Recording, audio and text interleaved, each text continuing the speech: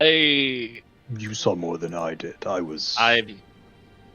Okay, well, I saw a man with expensive clothes on. The scent of some kind of perfume I've never smelled before. I don't know. Burberry by Brit. Yes, well, I'll take your word for it. That's the perfume my mom wears. That is the exact perfume my mom wears. The confidence in which you said that was so unreal. We return to the adventuring party. Okay. Sneak around. Sneak. Okay, they're coming. Run away. Run away. That's the first time I've just like had fun with a match in a long time.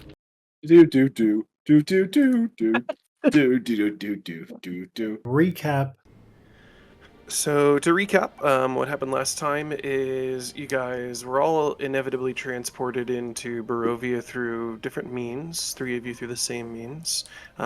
You happened upon a young, kind of smaller looking frog humanoid creature getting attacked by what appeared to be either like a kind of like a caravan or even just a singular carriage that was quite large. Had about 8 or so bandits attacking Caelvo in different ways, either by punching him or holding a bag over his head, trying to restrain him and grapple him.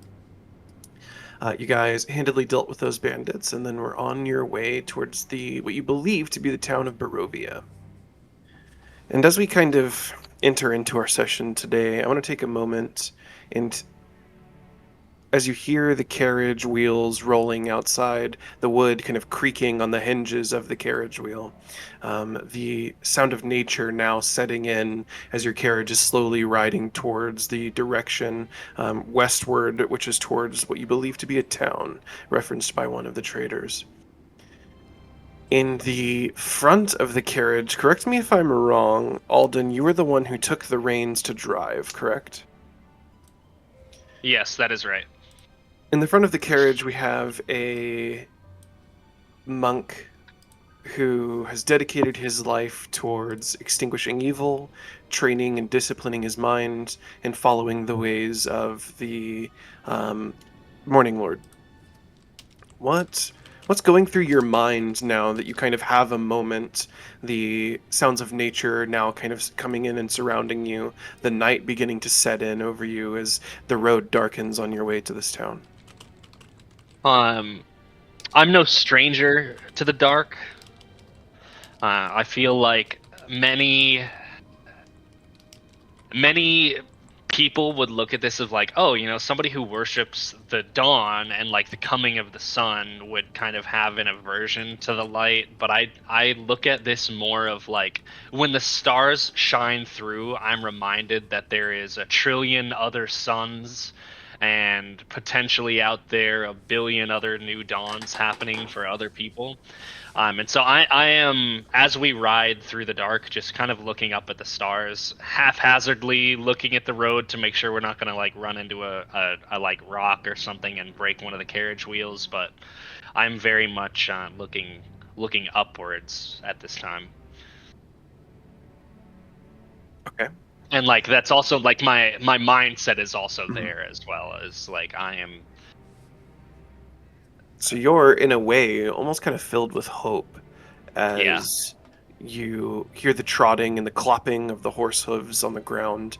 You can kind of hear the metal clanking from the lantern within the actual carriage itself, as well as the carriage is surrounded by 4 different lanterns. They're not necessarily nice lanterns, they're kind of hung by a metal hook, but they do provide at least some light around the carriage. Azricus, we'll move to you. Remind me of where you were sitting, and also what's on your mind right now as you venture forth.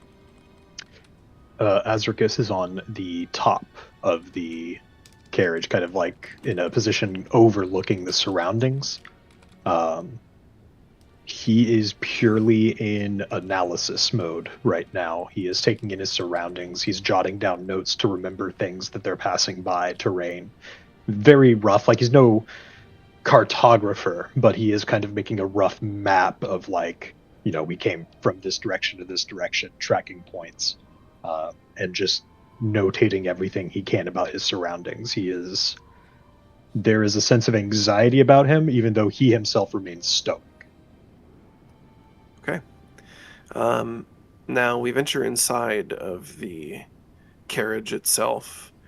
Elizabeth, sitting here, feeling the loss of someone so close to you, and potentially the moral loss of your mother, someone you were never necessarily super close with, but still your mother nonetheless. Understanding that she may have condemned you to this current fate, what's crossing your mind? So, Elizabeth is probably just like pensively staring out the window. You know, like when you were a kid and you listen to a sad song and you just kind of stare out the window when it when it rains, that kind of like feeling. She's thinking to herself less about like her mom. Like she's already pissed off about that. She's sad about her dad, and then she just killed a guy. She doesn't necessarily know if she wanted to kill that guy, if she was the cause of killing that guy, or maybe she just doesn't know how to use her powers yet. So she's just kind of mulling all of these things over in her mind, and also there's a frog thing next to her, and she doesn't know how to feel about that either.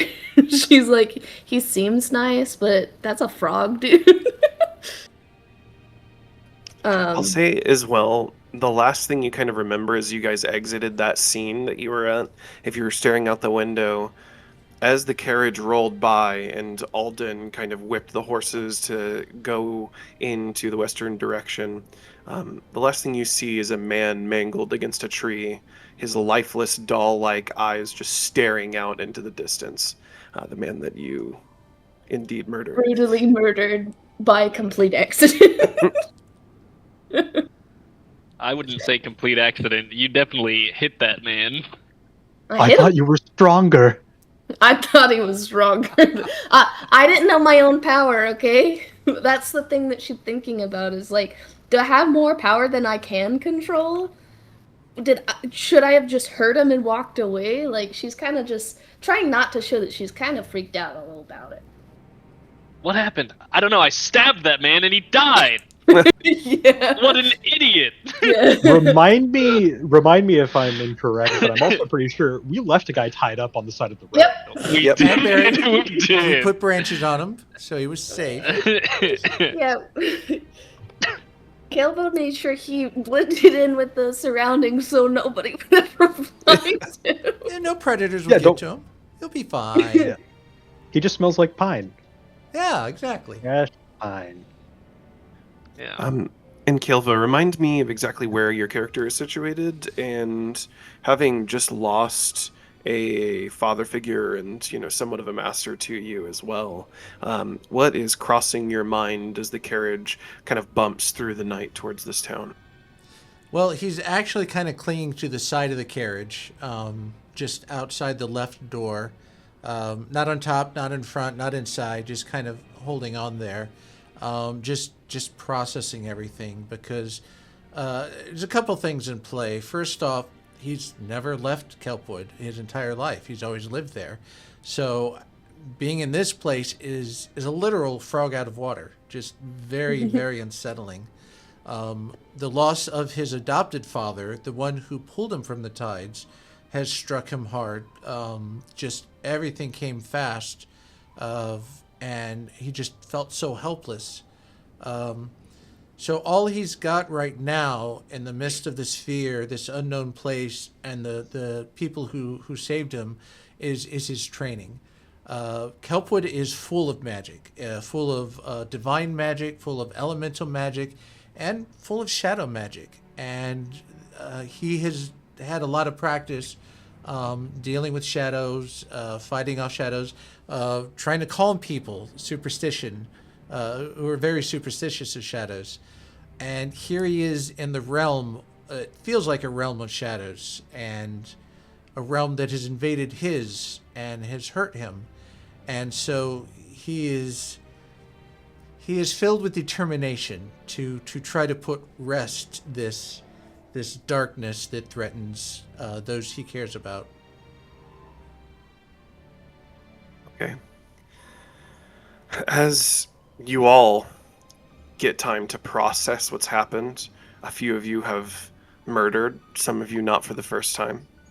And then one of you, for the first time, you're processing all of these emotions that are flooding in, also analyzing your environment around you. Some of you have almost retreated into analysis, maybe to not have to deal with the emotions of getting magically teleported to a different realm entirely that in no way seems friendly to you.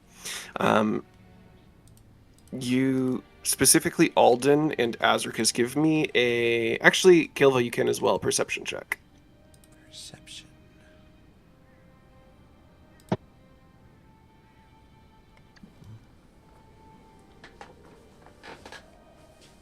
Do I get advantage for my keen sense? For smelling and hearing specifically, not for visual.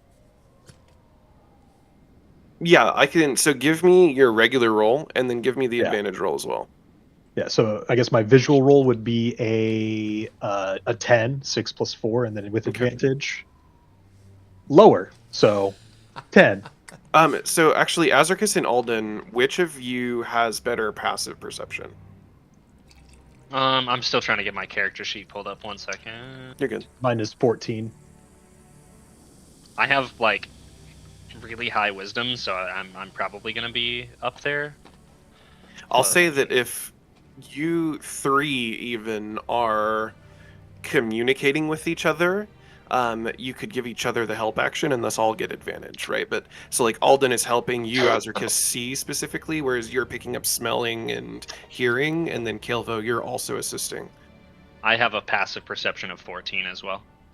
Okay, that's fine then. Yeah, so essentially, Azricus and Alden, you're kind of talking with each other. Azricus, you're mostly focusing on smelling and hearing, and Alden is obviously in front of the carriage, keeping a pretty distinct eye out. Caelvo, you're also looking for kind of anything. So yeah, go ahead and give me rolls at advantage, all of you, and then give me the highest one of the advantage rolls. Advantage? I get to roll again. Yep. Since you're all presumably communicating.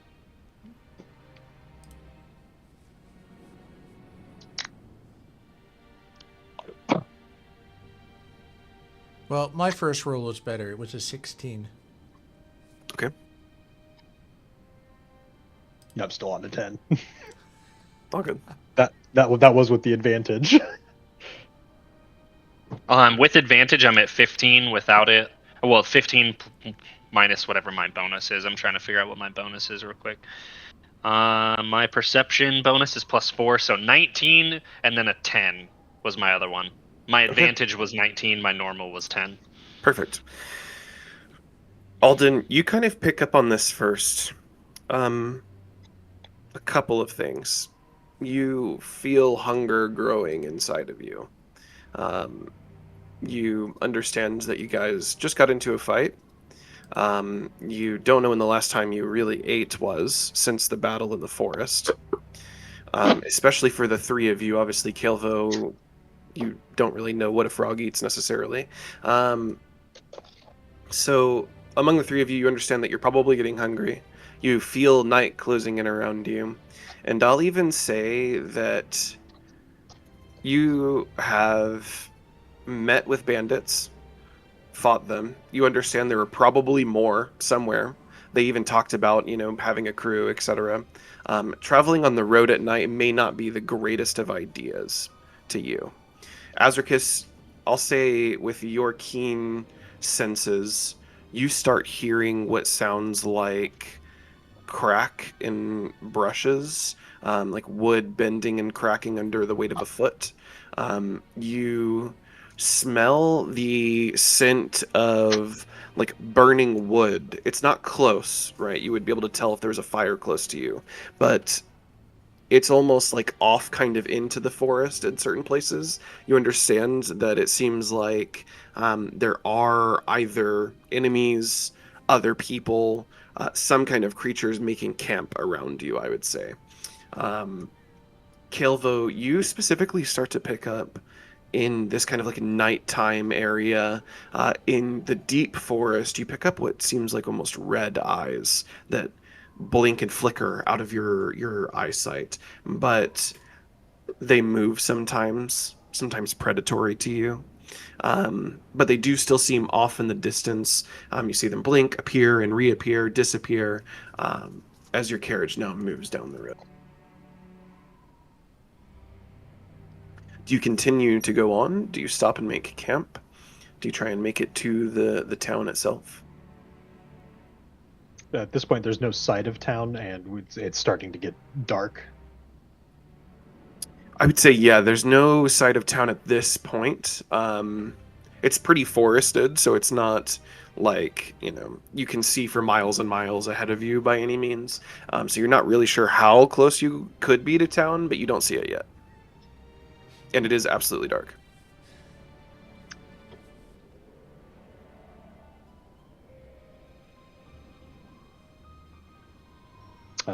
I will let Alden know. I'll kind of like, as we're like, riding through. It sounds like there may be people gathering supplies for a fire nearby. Starting one. Yes, I've been looking for a place for us to pull off and hide away for the night. I feel we came across a group of thieves as dusk set in, and the road might not be the safest place. I don't know if camp where we know there are enemies around is a great idea. Maybe we persist for a little longer, try and find some better cover. I'll keep an eye out. We can rest safely. How would we hide a big carriage and horses too? We can use the woods to our advantage. Oh, okay. If we're lucky, we can find that that. I don't have anything to sleep on. So You can sleep in the carriage. I don't mind. I don't mind sleeping in the carriage. We could always rip the seats out and make a proper bedding. I don't hate the idea of that. Let's keep the carriage how it is for now. You guys continue down the road a little further. You smell the campfires getting a little further away from you, and you spot kind of like an alcove where the trees are a little less dense. There's definitely an area deeper into the woods. You can choose to kind of venture towards the mist if you'd like to, or continue forward. But you do spot, I'll say Azricus, you kind of spot it first. As you're looking out, Alden's obviously taking care of the horses as well as looking at the road and stuff as well. So you're the first one to spot it as you kind of notice an alcove. You guys kind of crest over a hill. Alden, over there on the right. What do you think? And I pull up on the horses a little bit and look over. And I just kind of like nod back at you. I think this is going to be the call. And I guide the horses over into the little alcove. Okay. As you kind of guide the carriage off the road, the dirt holds, and the carriage, while quite bumpy inside, makes it through the dirt and any kind of mud that may be around there. It's not deep enough to in any way kind of like harm the carriage or keep it stuck. And yeah, eventually you kind of find like a nice little secure spot. Go ahead and roll animal handling. Both of you can. I'll give him advantage. Okay. Okay. Well, the first one's a 7. Well, the second one's a 6, so. I'll say anybody who understands animals or may have a better role than that can also feel free to try and kind of help. As you notice Alden struggling with the horses to try to get them to I guess kind of stay and either keep them attached to a tree. He's just struggling with the first horse that he takes off of the reins. There's now 3 more horses left. I'll come over there. Let me see what dice I want to use real quick. Well, definitely that one. I got a nat 20, so that's not going to Nice. happen. I'm probably 14 isn't bad. I got a +2 to 12. Okay. So you kind of show Alden how to tie a horse's reins, right? Alden's maybe not the most adept with horses. They don't necessarily keep them at the monastery and like go horseback riding all the time. You, however, have been taught formally how to horse ride. And you kind of show him how to tie it up to the tree, and then you take the next one, so on and so forth. You guys eventually get them tied up to trees. Now, what steps do you take to either fortify your encampment, kind of set up a little encampment of your own? What survival steps are you taking? Does anybody have any rations? Yes, because I do not. I have food. I have plenty of food to spare.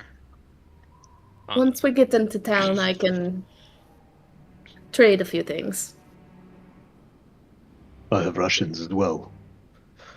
We should maybe... Caelvo, just like you did with the bandit back there, disguise the carriage with some branches. I'm not sure. I've not traveled in carriage much. I can go and try and hide some of our steps. And I'm actually going to go and try and where we came off of the main road, I'm going to try and go over all of our tracks to cover them up. Okay. I'm trying to think. Survival? Yeah, you can do survival. Yeah, and Caelvo will try to cover up the wagon a bit. Now, obviously, he hasn't been in the woods very often, so he's not very good with that. But he has studied the wild and nature for most of his life, so he'll at least make an attempt. I'll let you give me a performance or a stealth check. I got a 12 on survival. Okay. What could I roll to see if we could just pretend that we could be a part of Strahd's group because of what we have on the carriage? Does that make sense? Pretend like we're supposed to be here type thing. I would let you give me performance or deception. Ooh. Let's see. That is actually a good question. I will go for identifying deception. markers? Well, so you noticed that all of the thieves had similar clothing. You noticed that they kind of spoke in a certain accent. They definitely had no orcs or frogs among them. They were all human. And yeah, I would say that's kind of what you noticed at the time of. So you could maybe try and pass it. I got a 21 or a 22. I rolled 16. I got +6. Okay, and what's it for? Deception. Okay. Yeah. I'll say on a 21, you kind of look around the cart. You trace back in your memory what these men looked like. You know that there is a potential possibility that you could make yourself look either like them or adjacent to them in some way. It would take time, obviously, you and maybe your group stitching together some of the cloth that you've found in the actual carriage. But you think that looking at all of the items that you have in the carriage, everything that you guys have found, you think that you could do a pretty good job of making yourselves look like you maybe belong to them. Now, obviously, if you meet somebody who knows that you're not a part of them, then, and you know that carriage did belong to them, you don't really know how that'll go. But you know that for someone who's not them, essentially, you might pass it. I got a +6 to persuasion and deception. So my plan is, if somebody was to come up on us, I just convince them that everybody else are my underlings and that Strahd sit for me.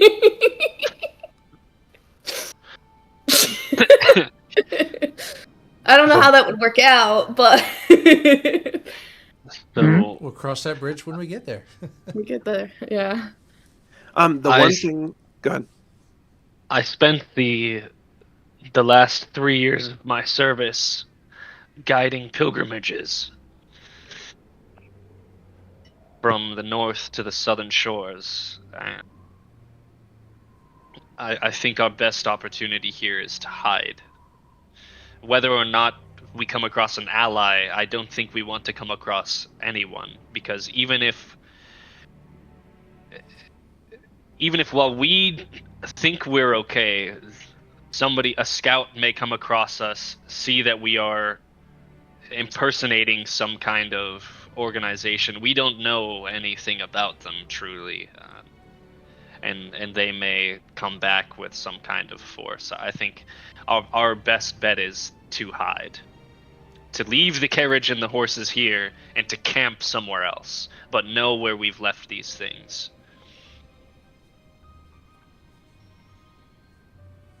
So I'm not going to sleep in the carriage. No, you can sleep on my bedroll. I'll Okay. sleep in a tree. Thank you, sir.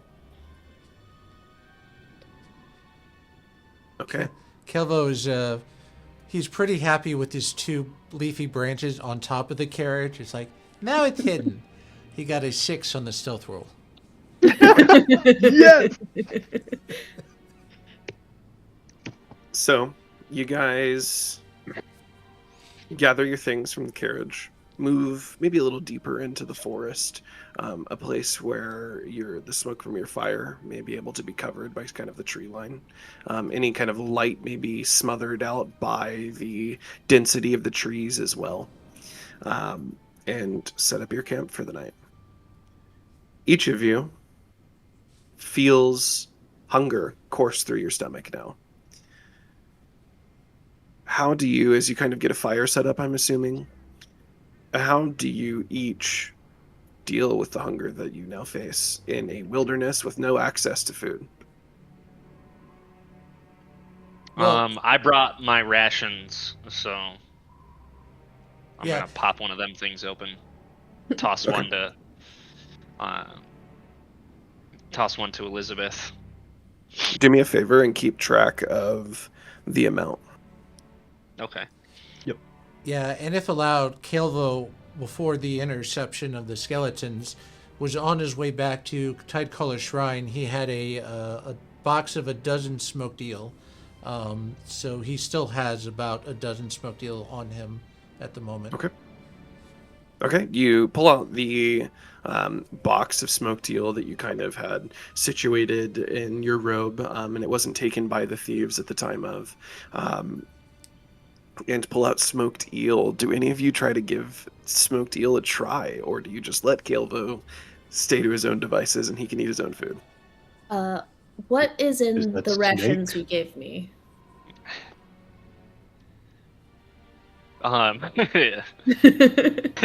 So it's probably going to be hardtack Yeah. and pemmican is most What's likely what it pemmican? is. It's like shredded, dried meat that is then sealed inside of melted and then hardened beef tallow. So beef jerky, kind of. Really, really, really rough beef jerky. Yeah. Oh, dang. Sometimes with bits of berry in it. Yep. Sometimes with bits of berry in it. And Mine, that's what no Azricus is berry. chewing on. Caelvo, that looks like some sort of delicacy. Yes, it's very delicious. I was bringing it to Dad for the shrine acolytes, but you guys can have one if you're hungry. How about we trade? You can have this one, and I can have one of those. Okay.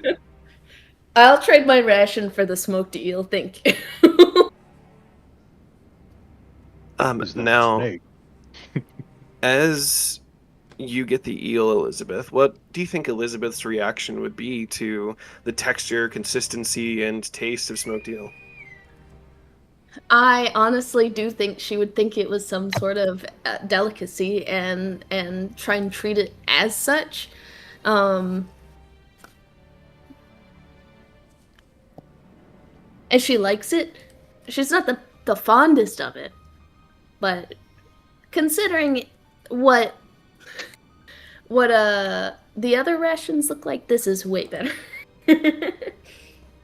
Okay, you see her kind of like daintily eating it as well from like, I'm assuming that are they like skewered if they're smoked? Or are they just kind of like free in the box and you just kind of like pick one up and Just kind of free in the box. Okay. It's like sushi. Yeah, she's like very daintily kind of like holding it from one end. Holding and she it like with tries a, to eat little- it. Yeah. Caelvo, how do you react to the taste of hardtack and very, very tough jerky? I don't even know if do you have teeth to chew that? Oh, and that's the thing. He's just like Caelvo's hitting it with a staff to break it up. he's just chewing and chewing and chewing and chewing, and he figures that's just the way it is. I mean, he'll probably be chewing that for the next 3 days, honestly. Papa used to put it in his gums. Yeah. You break a corner off and just kind of use your saliva to resubstantiate the meat, and it's a great time. It truly is. Years I've spent living off of this. Years, and look at me. I am the peak of health. I like stand up in my thin but very toned cleric body. You're doing the Jesus pose. You're just like. I learned a trick on the trail with a friend. You can make a very poor stew out of it. That sounds way more appetizing than that looks. Yes, well, we It's haven't the not time. much. Rich one. Azricus, explain your rations. Is it the same as Alden's? I almost imagine that maybe Alden's is even a little better than yours, right? Because he comes from a monastery where it was probably made at, and like they tend to probably put a little bit more care into it than mercenary groups, right? This is probably more like homemade jerky. This is someone who's very, very barely experienced making it themselves, and then there's like some very hard cheese on the side that is probably a little too moldy, but he still is eating it anyway. He's just used to it. Very bare bones. As you guys sit around the warmth of the fire, having a moment of brevity among the crushing darkness that now surrounds you, you feel the hours of the night beginning to advance. Sleep begins to gnaw at your subconscious. You each begin to feel tired. What are your plans for the night?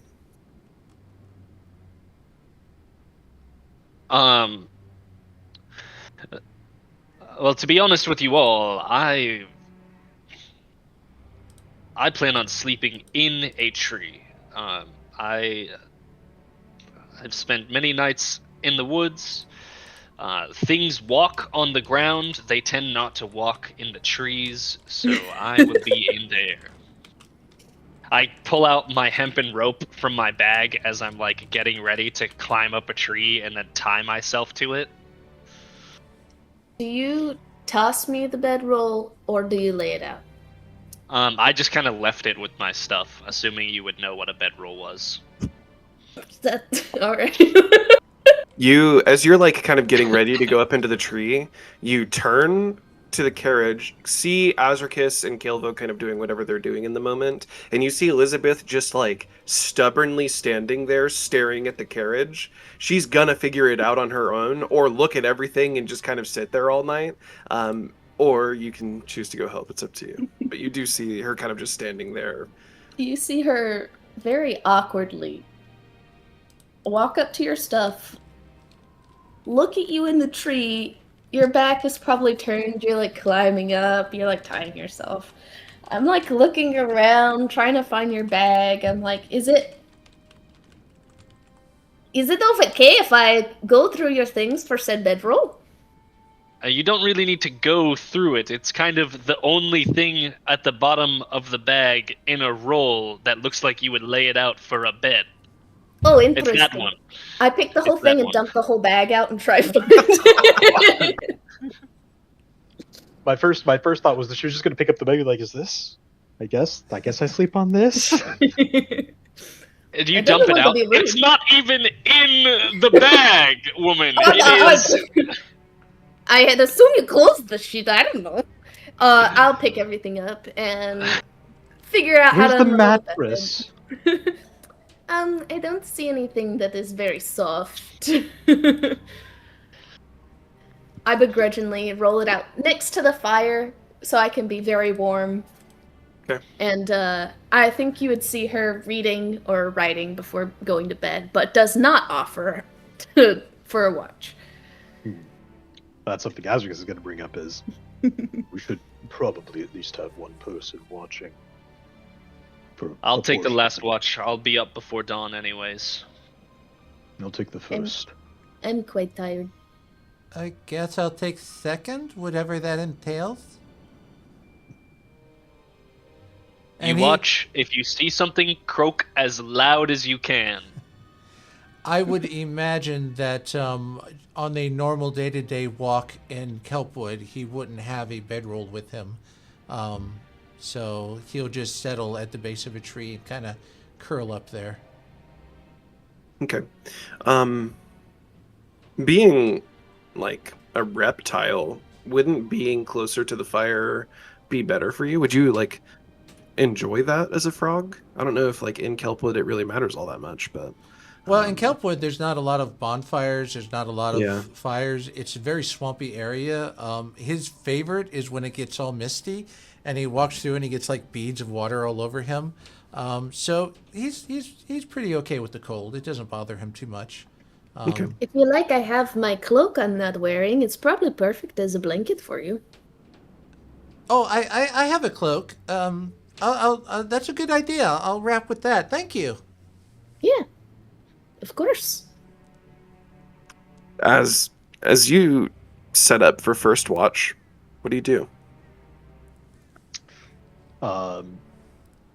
Azricus is actually going to probably spend the first portion of watch. He's going to pace away from the camp back towards the road. And I'm going to find a tree and carve in a kind of inconspicuous spot, but where someone who's keeping an eye as they're going down the road would be able to notice it, a sigil into the tree. The sigil of my people, which is like an eye with a drop coming off of the corner. Okay. And then I'm going to go find a spot outside of the ring of light for the campfire so that I'm not blinded by the firelight, and take a moment to just settle in, and I'll roll stealth just to see how well I'm hidden. Okay. I'm going to say I don't have my armor on since I'm just getting... No, I'll keep my armor on for watch, so I'll roll at disadvantage for my stealth. Okay, that's good. That's fucking terrible. Great. 6. Okay. There's like a loud just clunk. Yeah.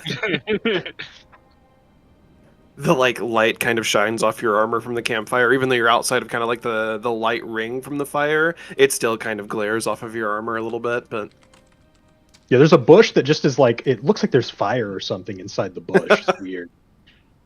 as you all end your night, 3 of you slowly drifting off to sleep, as you now hear the crackling of the fire next to you, you hear the sound of what you know to be animals, things like wolves in the distance, all the creatures of the night that come to life as soon as the sun is fully snuffed for the day. You hear sounds that you've never heard before, though. You hear the... Other than, you've heard these sounds once, actually, I lied to you. You heard them in the forest. You hear the sound of what sounds like undead, shambling. Off of your passive perception, you can hear that they're pretty far from you, though. It's not, something that you feel immediate danger to. You also probably expected to hear undead at some point, considering what you faced in the forest. The fact that there are not just armies maybe even surprises you. But yeah, you hear shambling in the distance. You hear groans that are low and guttural, but sound almost disembodied. And as the silence now claws at the inner parts of your ears, you can hear almost whispers on the wind. But as hours pass, and you feel your mind losing grip maybe even a little bit as sleep continues to gnaw at you, you do your best, obviously, to stay awake. A couple of hours is nothing to you as a mercenary. You've taken watch many times. The voices that you hear on the wind feel like they're growing louder until you can't take it anymore and you feel like your time is up. How do you wake a person up? Actually, you're waking Caelvo up, so how do you wake Caelvo up as you feel the whispers maddening your mind actively, but you know that it's finally the end of your shift and you can go to sleep? The first thing is that as he starts to feel anything like that, one of the oldest tricks that he knows to like sharpen your mind is just like pain. So he will actually kind of like, because he's used to, for his abilities, he draws blood often. So he actually has like a kind of sharpened pommel, and he just kind of digs that into his palm to like try and steady his nerves towards the end. But I assume it still just keeps growing more unbearable with the whispers, right? I'll say that give me actually a wisdom saving throw. Okay. Hey, I'm good at these. Not with that roll, though. That's only a 13. Okay. 13 is still respectable. The pain helps you for a moment. It dulls the maddening whispers on the wind. Every creak of the branch, though, brings you back to hearing them. Every snap of wood under an animal's paw or under a foot even brings you right back to the madness of the whispers. You feel sweat beginning to kind of form on your forehead a little bit as a fear that you, as a warrior and mercenary, are not necessarily... You're not surprised by it. It's something you felt going into every battle. Every living being feels fear. But it surprises you. There's no enemy in front of you. As you feel the kind of like cold sweats gathering on your arms and your forehead as you now know that it's your time. And then to wake up Caelvo, he just approaches the light of the campfire, and as he gets to I'd say about like 15 feet away, he calls out first quietly, Caelvo. And then if that fails to wake him, it probably does, he'll like kneel down and put a hand on the shoulder and say the name again more sternly. Caelvo. Thora? I think I'm going to need sleep. Oh, is it my turn? If you don't mind. Okay. Sleep well. Let me know if you hear anything. Might just be anxious, but it felt like I heard voices. Which As he starts taking off his armor. Which direction? Everywhere. Okay. And then promptly just takes off his armor, and he folds it up as a pillow and falls asleep on his armor. Okay. Caelvo, as you now take watch, how does Caelvo from Kelpwood take watch over a camp in an area that he's never been in before? Well, first things first, he pulls out a little item. It's a little tide charm that's kind of cracked down the middle, kind of from the carapace of a marsh crab. Unfortunately, since it's cracked, it doesn't have any magic in it anymore, but it's still a comfort for him. But then this little tree frog hops on his shoulder and he's like, okay, Chirp, let's do this. And he will send his familiar out and just kind of patrol the area as he kind of sits there attuned to his familiar. Okay. Which is a little tree frog. Azricus, you can kind of, as you're drifting to sleep, hear the footsteps of Caelvo walking around the camp, crushing leaves underfoot. Alden, you know, as you're kind of lightly sleeping or going into light sleeping, you hear it as well. And you know, if you do kind of wake up a little bit, you look down and you can see Caelvo kind of walking around the camp in his shroud before going back to sleep in the tree. Elizabeth, I'm guessing, you know, you probably aren't sleeping very well. Caelvo wouldn't need to walk around. He can use his familiar senses and have the familiar hop around. Oh, okay. So yeah, you guys hear very light leaf breakage under the familiar as it kind of hops around. Pretty normal, basic kind of animal stuff. Elizabeth, you've probably never been exposed to the elements like this before. So I imagine that you're not sleeping very well. Because I could go either way, because I could have gone hunting with my dad. Yeah. But I was probably in like a really nice tent or something. Okay, so you're probably uncomfortable, but not completely out of your element. Yeah, probably uncomfortable, like not in my element, very tossing and turning, but trying really hard to sleep. Okay. Anytime you kind of, you know, get up, you see that Caelvo is awake, and you can kind of see him focusing on something. You can't really tell what he's focusing on, but it's just him obviously looking through his familiar before, you know, rolling over and going back to sleep, maybe kind of scooching away from the fire if you get a little too close to it during the night. I'm going to say, as before you went to bed, I imagine you may have tended the fire slightly to keep it going a little bit through the night. Caelvo, you hop around through your familiar's eyes, and you too begin to hear the sounds of animals in the distance. You can hear from, you know, far off the howl of coyotes. You can hear the barking of wolf packs moving through the distance. You also, as your familiar, I'll say, see small lights in the distance. Give me a perception check. Okay.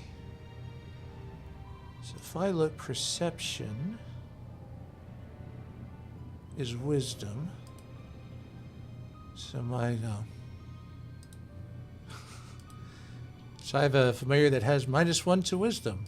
So that's a d20 -1. Which is an 8. Okay.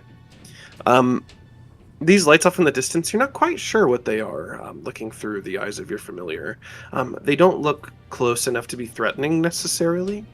I'll say on an 8, you can probably deduce that they're either from like torches potentially, or maybe even like smaller lanterns. But they are, I'd say, at least like 3 football fields away from you. They're quite far at the very least, and then they get farther from there. You don't get any kind of sense of danger from it, so as your familiar kind of continues to move around and patrol around the camp, the night begins to creep in as you hear the snoring of an orc around the campfire. You sit there continuing to kind of hold your tidal charm, focusing on not only the teachings that you've received, but also trying to be as alert as possible through your frog familiar. Yep. And as the wind blows, you hear whispering on the wind. It sounds faint. You can't really make out any of the words, but you could swear that there are disembodied voices whispering. The echo.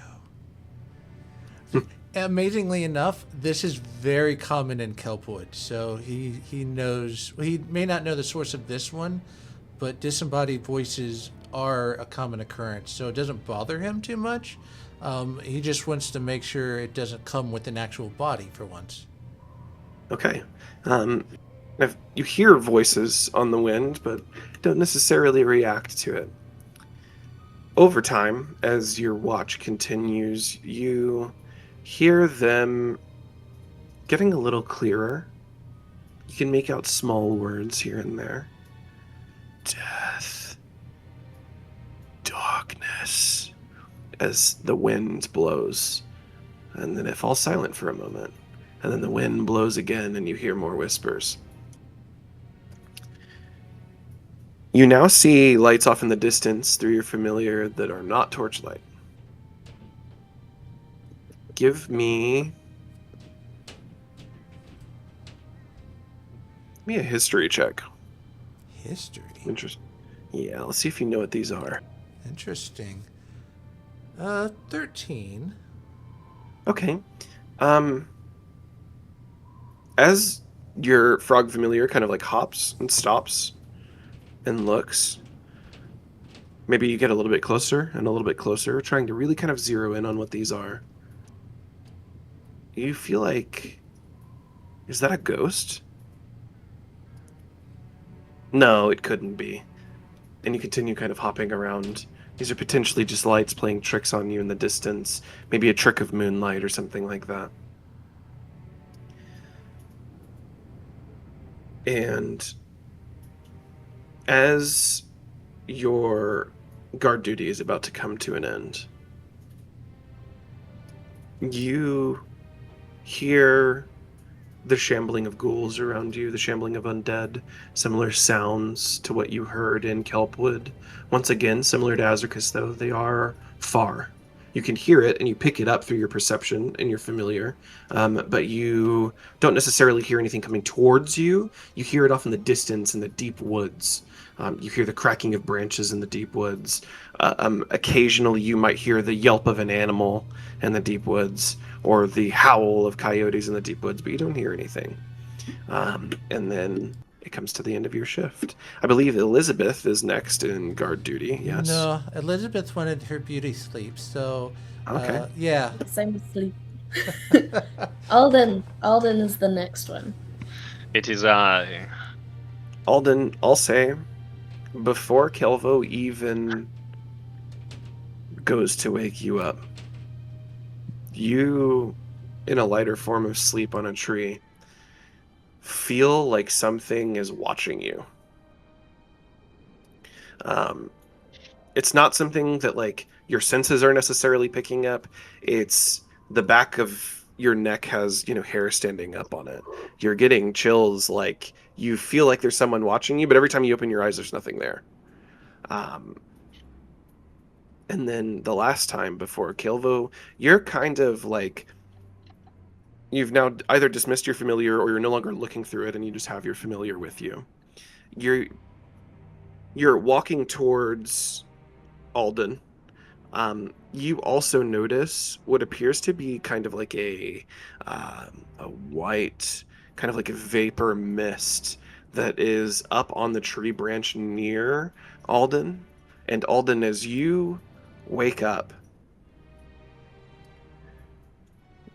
you kept feeling like something was watching you. This time, your fears are realized as you see a skeletal face, long beard, rather nice kind of noble clothing, and the drained face of Christoph ThornWyck stares at you, jaw mildly agape, before the ghost and phantom flies through you,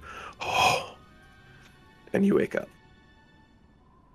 You see Caelvo approaching. Caelvo, you see the vapor kind of fly through him, and then dissipate, essentially.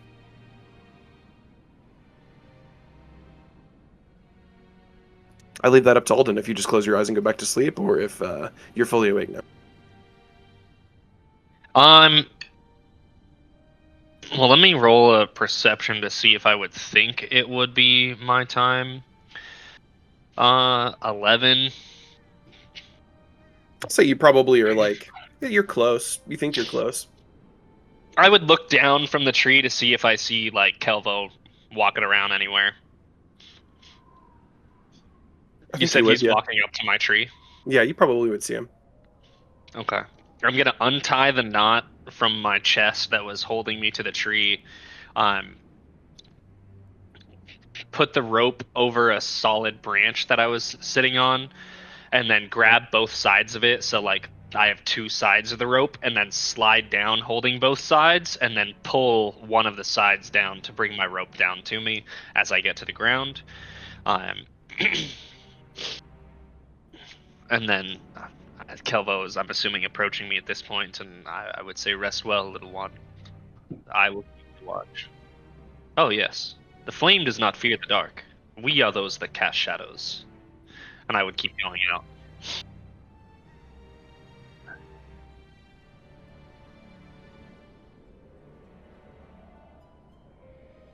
It looked to resemble somewhat. I'm saying this kind of like whisperingly to not wake up everybody else. It resembled somewhat of the man I was sent to protect.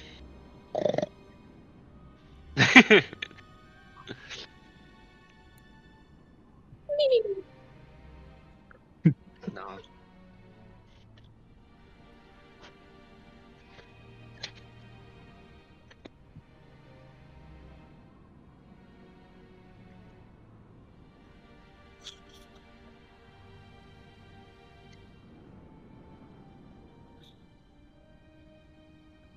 Okay.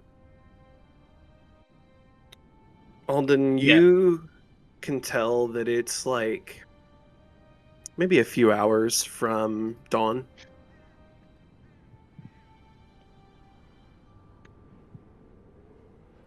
I am going to kind of go outside the circle of our fire, and between us, because I assume like the back of our camp would have been more towards the fog, and then like between our camp and the road, I'm gonna take my rope and tie it to one tree, and then walk it across a gap at like kind of like shin height.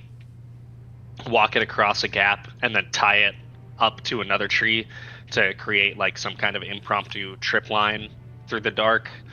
Okay. And then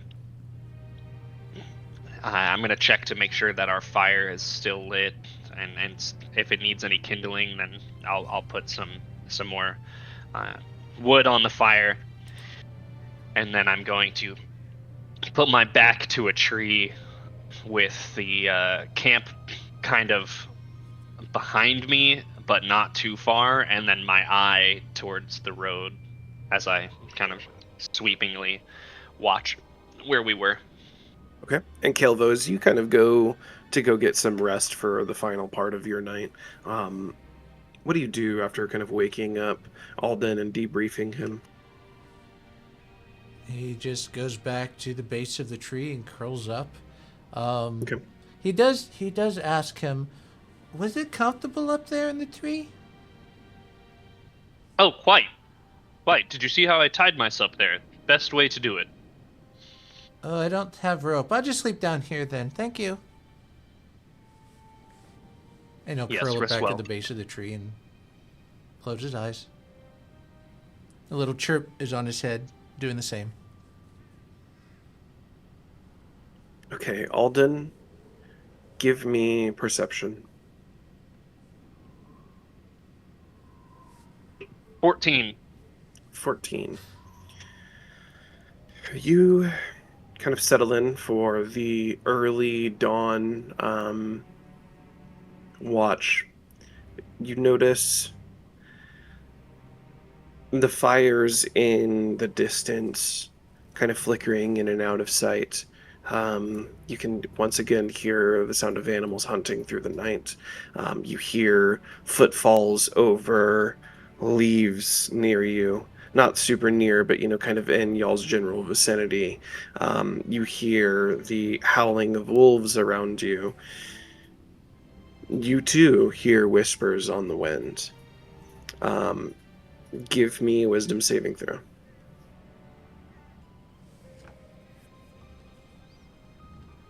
You're muted. That's a nat 20, and that is my third one of the night. I am on a Nice. fucking roll. Keep those Let's dice. go. Okay. So, you hear whispers on the wind. Can't really make them out by any means, but it in no way, feels threatening to you. It's kind of like a disembodied voice.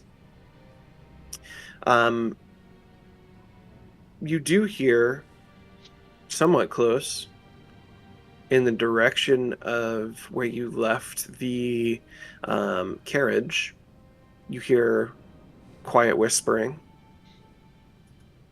and the sound of feet crunching branches. I'm gonna go get Azricus. Okay. You go and wake Azricus up. I wake him up with a like finger over my mouth, and then I sign to you that I hear people over by where we left the carriage. I like sign it to you. I'll sign back like numbers. Can I roll to see how many how many different sets of people I might have heard? What was your perception again? Sorry. I rolled a nat 20. Oh, okay. On perception. Oh no, sorry. The nat 20 was a wisdom save. The 14 correct. Was the perception. Okay. On a 14, I'll say that you heard, to the best of your knowledge, at least 3. Could be more, but you know of what sounded like 3 distinct footfall, like separate types of footfalls. I would be like... I'll start to get up. I don't don my armor or anything, but I do grab my belt with my scimitar. And I'll sign, just for posterity's sake, should I go with light and you go in the shadow? I put a trap over and I point towards where I put the rope at like shin height over here. If you want to stay here, I'll go that way. And if they chase me, I'll run here and jump over it. And that should give us some kind of advantage. I'll be ready. Okay. And then I'm going to go check it out. Okay. So, to be clear, Azricus, you're staying behind in camp? I'm going to go to the edge of camp so that I'm still kind of close enough to wake the others if I need to, but closer to where we left those horses and the carriage. And I want to try and maintain sight with Alden. Okay, and do you both kind of walk to the edge of camp together, where, like, as you stop and then Alden kind of continues forward? Okay. Yeah. As you both walk to the edge of camp, you hear a screech from the tree above you. And as you both look up to the tree above you, you see a small bat hanging upside down. Eyes, however, look red. You're not quite sure if it's the way that maybe bats kind of look at night, potentially, with their eyes. But the flicker of the light hits its eyes and they glow a dark crimson red. Both of you make wisdom saving throws. I rolled a 17 plus 6, so 23. God damn, okay. You rolled a nat 1. Oh no. Nat 1! Oh no! Let's go! But wait, is your character all wearing gonna die. contacts? From 1-800 contacts? They don't have my brand. They don't My have brand. Azricus, you lose yourself in this moment. Your consciousness fades. Alden, you look, and Azricus just kind of stands there before you go to check out whatever it is. His eyes looking almost dullish in a sense. He just kind of stares out forward. I mean, I'm going to be honest with you. My first instinct would have been to make a melee attack on that bat. The last session we did, I rolled really, really high on a recollection of vampires, and one of the things you specifically said is that they are known to travel in a bat-like form. And so I am definitely melee attacking this bat. 100%. Okay, so what are you attacking it with? Do you have your quarterstaff? Your quarterstaff? I would grab it at the base and just trying to swing at the bat. Like a piñata? Yeah. Make your attack roll. Okay. Oh my god! 20. Dude, these okay. So to start the session, I rolled a 20 in the Oh yeah, in Talespire. I saw in that. at the very Talespire. I beginning. rolled a 20 in Talespire, and to start the night. And then when the ghost thing showed up, I rolled again to see how it would impact my character. Nat 20, and then now Nat 20, and then that freaking wisdom save Nat 20. That's 4. I am on something tonight. Okay. Anyways, sorry, I got a little ahead of myself. You're good. Yeah, I melee attack the bat for a Okay, Nat you 20. smack the dog shit out of this bat in the tree. Roll damage. Okay, that is a This is D8. probably such a bad Listen. idea. This is probably awful. Listen, Does it have to roll a concentration check? I rolled an 8 on the D8. I would say that because I am... Oh, well, yeah, 8 on the D8, and then I get a +2, so 10 total damage. Okay, so you do 10 total damage. Bludgeoning, specifically. Now that we are in... Actually, give me a moment. I didn't actually expect this, so I didn't have the character sheet pulled up for it. Okay. Half of Oh, us and we're doing snoozing. the crit roll we're using is for crits. You just do extra damage equal to your full damage die, right? Correct. So it would be Yes. an extra 8 on top of that. So Yes. 18 total damage then. What? 18 bludgeoning damage as I baseball thwack. Well, I guess not baseball. It'd be more like... Wha! Okay, so this is probably, like something in disguise. You're gonna hit it, and then... Listen, I just saw the ghost of... Here's what's going through my character's mind. I just saw the ghost of Caitlin's father, and now this bat. Something is trying to intimidate me, and I will not be bullied. Okay. As you slam into this bat, the bat gets knocked off the tree. You feel it get knocked off the tree on the quarterstaff. Black smoke now surrounds your quarterstaff. The bat no longer there. You're trying to follow through on your strike, right? You know where the bat was. You know that you hit it. You felt it hit. As you go to follow through on your strike, your quarterstaff stops. Black smoke now swirling around your quarterstaff as you see 3 clawed fingers and then a 4th and then a 5th come out of the black smoke, running slowly down your quarterstaff. Red eyes are some of the first distinct features that you see as the smoke now begins to clear. You see regal garb, that of nobility. You see it's very, very well tended to. A ruby amulet, kind of like brooch on the chest portion. The black smoke is now clearing from around you. You see an evil, almost animalistic grin piercing through the smoke now as it's fully cleared, as your eyes now stare upon a man who is, I would say, probably 6'1" or so. Very pale, unnaturally so skin. It's almost as if there is no blood that enters the cells on his face. And yet his face doesn't look like he's a day over 25. Very kind of like draconian features about him. As he now holds your staff. Azricus to the side of you. Now turns his head to face you. And Strahd says, "Now why would you go and do that? Welcome, follower of the Morning Lord." He lets your quarterstaff go. Now, depending on your next move, we either enter initiative, or if you choose not to strike him again, we will stay out of initiative for now.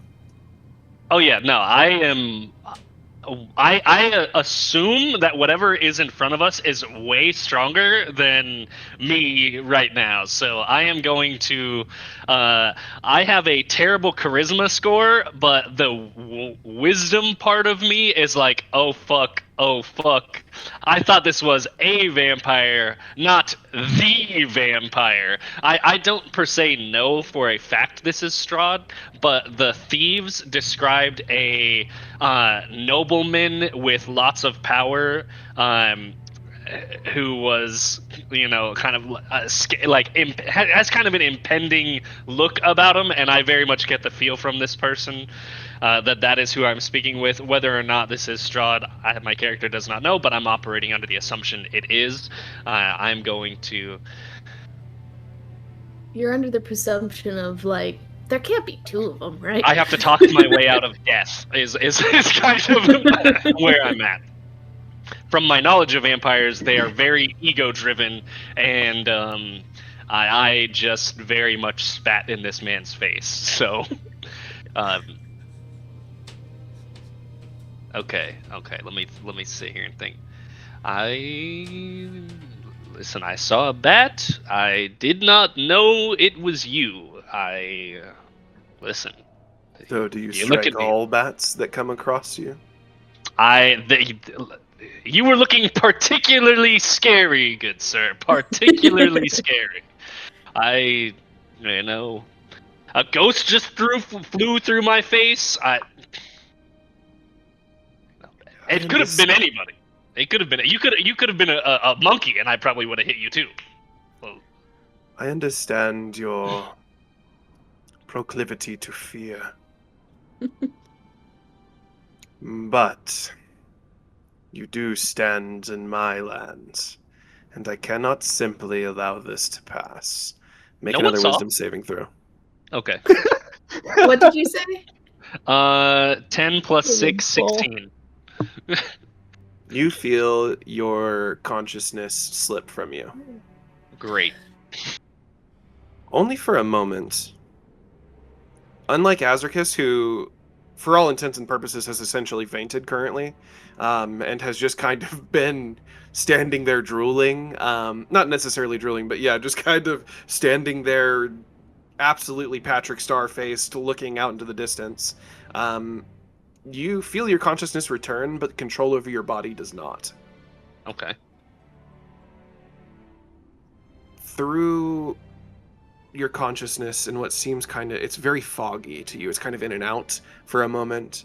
You see the red predatory eyes of Count Strahd von Zarovich look down to both of you as you feel your body drop to its knees. You begin to feel small sprinkles now hitting each of your foreheads, your shoulders, your backs. Azricus, you too come into consciousness now, but you do not have control over your body. It's once again kind of in and out, fades in. You kind of fully come back in, and you see the as-described vampire standing over you. Your sense of smell picks it up first. The smell of death, covered by very expensive cologne. But ultimately, as someone who has experienced enough putrefaction, you understand what death smells like. You also understand what it's like to cover it up. Yeah. You guys feel the rain kind of pattering down onto you. And you hear him turn. Your head's now facing down towards the ground. You can only see leaves. And you can hear the breaking of branches as he walks off. A faint laughter echoing in the distance. And you hear whoosh, as, to your knowledge, he fades off. And we're stuck like that for like ever now. Forever.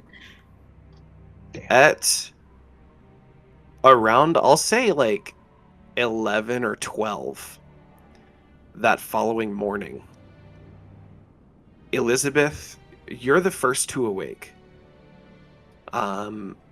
Caelvo, you wake shortly after Elizabeth and notice that it's, somewhat sprinkling.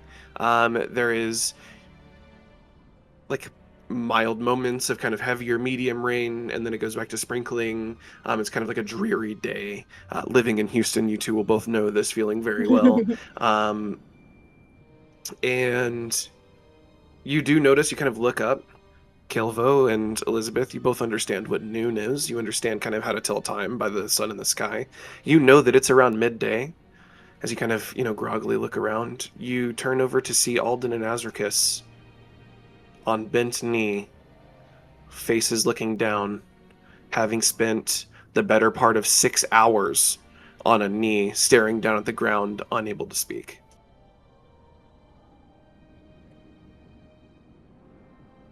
Why did you let me sleep in?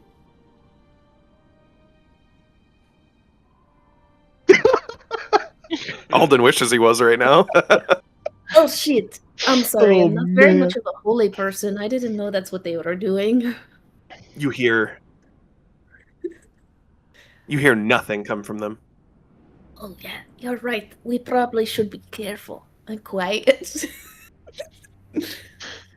So another 6 hours pass. I'll say Alden and Az, Damn, as they're they devout. kind of get up. You guys have been moving for like 10 to 15 minutes now, right? Kind of putting out the fire, stretching, looking around, maybe taking a little bite of ration here or there, drinking from whatever water you may or may not have. You still see them on bent knee. Alden and Az, at this moment, you feel the magic of the charm release. You now have full motor control over your body as the pain now sets in from sitting on a single knee for 8 hours in the dirt. That sounds Fuck. awful. I immediately drop my second knee and begin my prayer. He just looks real fucking devout right now. He's just going into harder prayer now. I guess it hit phase 2. Azricus gets up and just sits there for a moment, very, very angry teenager, not knowing what to do with themselves for a moment, and then just I didn't know you were a holy man. You don't look like that guy. not my style normally. Hmm. He does have a holy symbol, but I probably wouldn't know what it is. you might. It is a pretty well known holy symbol in the Sword Coast. Give me a history check. Being a noble, you may have at least had access to the information. Whether or not you studied it, I don't know. I got a 5 + 0. She's never seen it. Never seen it. That lady's never seen the inside of a church in her life. Nope. She's afraid of churches. She doesn't like them. Did you see who her mom was? I mean, I'll kind of look down and notice that Alden is actually praying and just kind of give him the moment and just walk back to the fire, sits down, doesn't say anything, and just starts chewing on jerky again.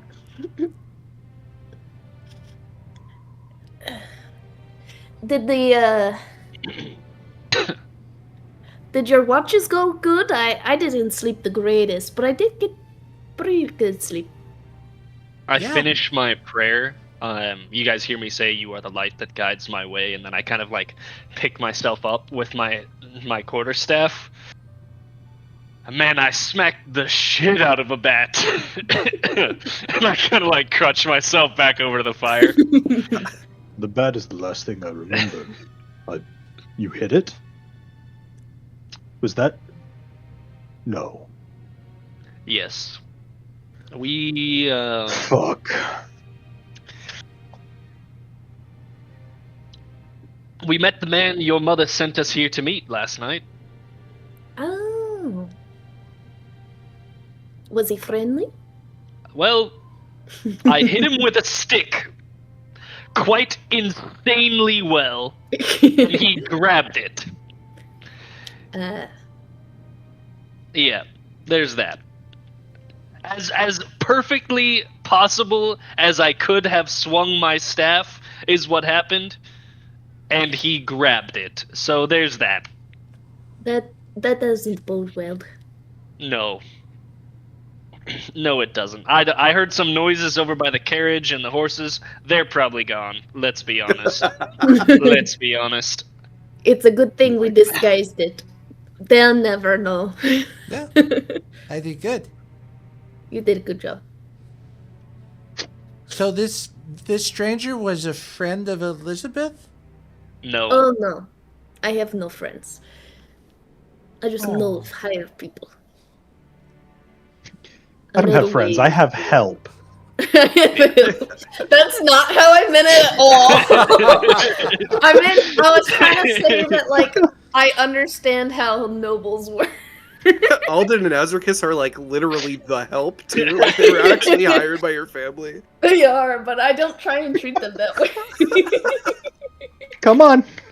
Listen, the gold We're your father going paid now. my organization was earned when I saved his life. All right. Your mother killed him the second time. That's on you. That's not on me. That's on her. I don't know. You part of came it. from her by association. I didn't know anything about that sheep. I don't know. I don't even really have a relationship with her. Anyways, Azricus, are we fucked? You saw more than I did. Okay, well, I saw a man with expensive clothes on, the scent of some kind of perfume I've never smelled before. I don't know. Burberry by Brit. Yes, well, I'll take your word for That's the perfume my mom wears. That is the exact perfume my mom wears. Oh shit. The confidence in which you said that was so unreal. It was so. That's so crazy. I have a good sense of smell, guys. Come on. It's my character. Yeah, anyways, He let us leave. I begged. I begged. He treated me the same as Alden, and Alden hit him in the face, apparently. He may not have much to worry about with us. Yeah, I mean, less than ants is the feeling I got from him. We are less than ants. Oh, so you weren't praying this morning? No. I was, but also I wasn't. You know, I pray on two knees. Good to know. Just as there is a morning and an evening, two knees. So who is I'm this like guy Loki again? trying to preach to her about the how the function of my religion works. See if I can maybe swing her. I believe this was the individual the bandits yesterday, the Vistana, told us about. Yeah. This Strahd. And you didn't wake us? I could not wake you. we I just thought I slept heard in bed? something, so I woke him just to have some kind of buffer. I didn't want to wake you two in case you just served your watch. She is, I need my Buddhist. a noble, and We're just I- the help. Well, if you see him again, you let me know, okay? I will. I will. He's gonna fucking scream the next time you see him. I'm gonna just croak at him. I almost instinctively cast Warding Flare. I'm not gonna lie to you. Just thwack. Oh god. So we got a full rest, a long rest. Yeah, I'll give did. you guys all a long rest. No, I'll give you all a long rest. Because Okay, technically okay. you were up for the last watch That's anyways, true. Alden, so yeah, you would have Yeah. gotten a long rest. Azricus only slept 2 hours. My D&D Um, Beyond asks if I'll give We're you a gonna short rest use- if you want to, or a long rest, Azricus, I- but it's I'm up to fine you. with taking it. I'm fine with taking the exhaustion. my D&D Beyond wants me to choose either 2014 or 2024 rules, where either I recover half or all of my dice. 2014. Okay. Which is usually all on a long rest. It just says it's half of your hit dice. Oh, that's right. You can recover Yeah. if you've spent all of your hit dice. You can only recover half on a long rest. I Yeah. think that's. But I the didn't unfortunate spend rules. any, so Yeah. perfect. So I'm gonna inspect my staff to make sure it's not broken. No, it's not broken. Looks the same as it did last night when you woke Azricus up, at least. Should we go check on the carriage and wrap up all this shit and leave? Yes. You can roll up my my bedroll, and I'll get everything else done. Yeah. Okay. It's terrible. You made the effort. It's basically half crumpled and then like tied. It's like halfway rolled in, and then it got too long on one side, so you just kind of folded it all back in and bundled it. Yep, and just like tied it tighter so it doesn't move. I'm gonna inspect it to make sure that it's not gonna come undone while we're on our journey, and as long as it's not gonna come undone, I don't think I'm just gonna leave it. I would say for someone who's journeyed a fair amount in your lifetime, you know that it'll be like somewhat lopsided and kind of uncomfortable, but not like that it's gonna get loose or anything like that. Enjoy the suffering, I'll take it. The reason why you like make it uniform, obviously, is so that when you're walking, it's like uniformly against you, right, and not kind of heavier on one side, etc. But it's definitely all of that. He goes behind a tree, fixes it, and makes sure I never sees. Okay, so Alden, you, I'm assuming, do Azricus and Caelvo also follow to go check on the carriage and the horses? Well, Caelvo's actually going to go look where they said Strahd was, see if there's anything he dropped, any kind of, probably nothing, but he's going to try to find something, any information, anything that was left behind. Give me Arcana. A Tex Arcana? Yep. Ooh, 23. Okay, you're kind of searching around. Roll. You, on a 23 Arcana, don't see anything physical. But with that 23 Arcana, you have been around magic almost your whole life. Different forms of magic. Different forms of magic leave different traces. And specifically Shadow and Dark leave signs that they were used in that area. Things like, you know, maybe a certain portion of plants are wilted and dead in an area, whereas others around them are live and vibrant. There's like a smell in the air that is left behind by dark magic. And you pick up trace hints of that as you kind of walk around the area that Strahd was in. Perfect. Alden and Azricus, you walk over to where you left the carriage, and there is nothing there. Yeah, see, I knew it. Azricus like stubs his toe on a root on the way over. Fuck! Kicks the tree. Fuck!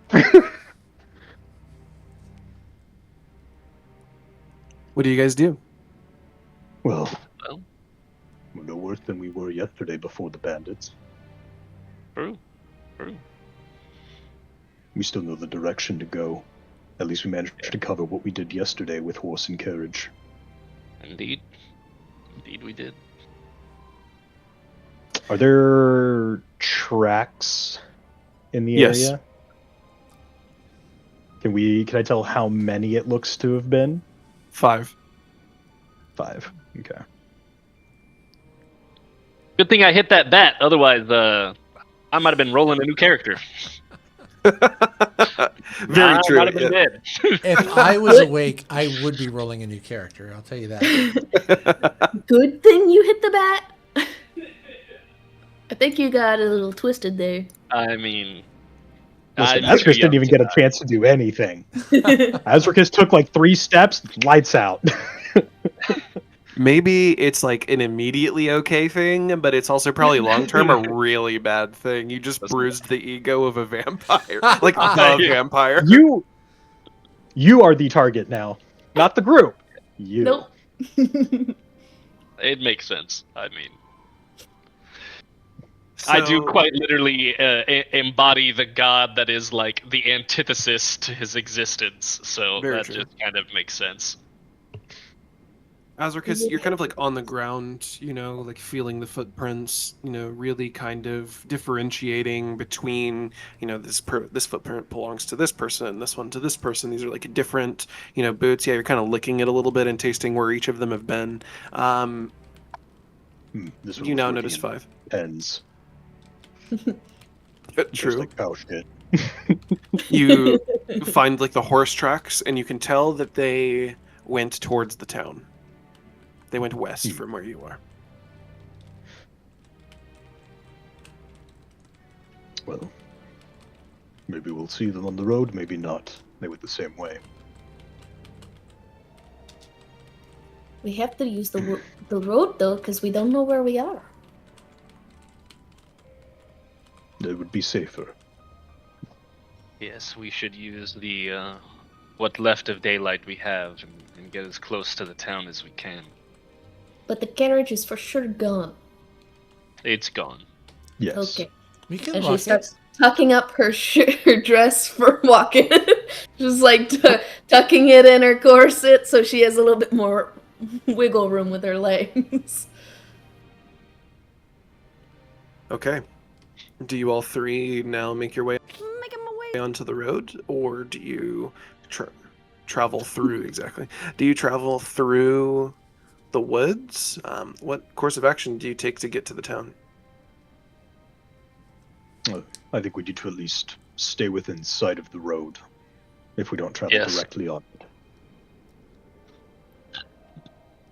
Maybe take the brush line, keep an eyesight of the road. And, It'll be easier to hide if we have to that way.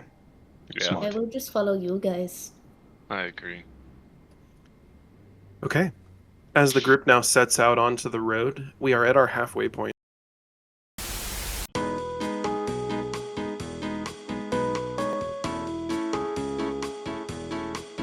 Intermission.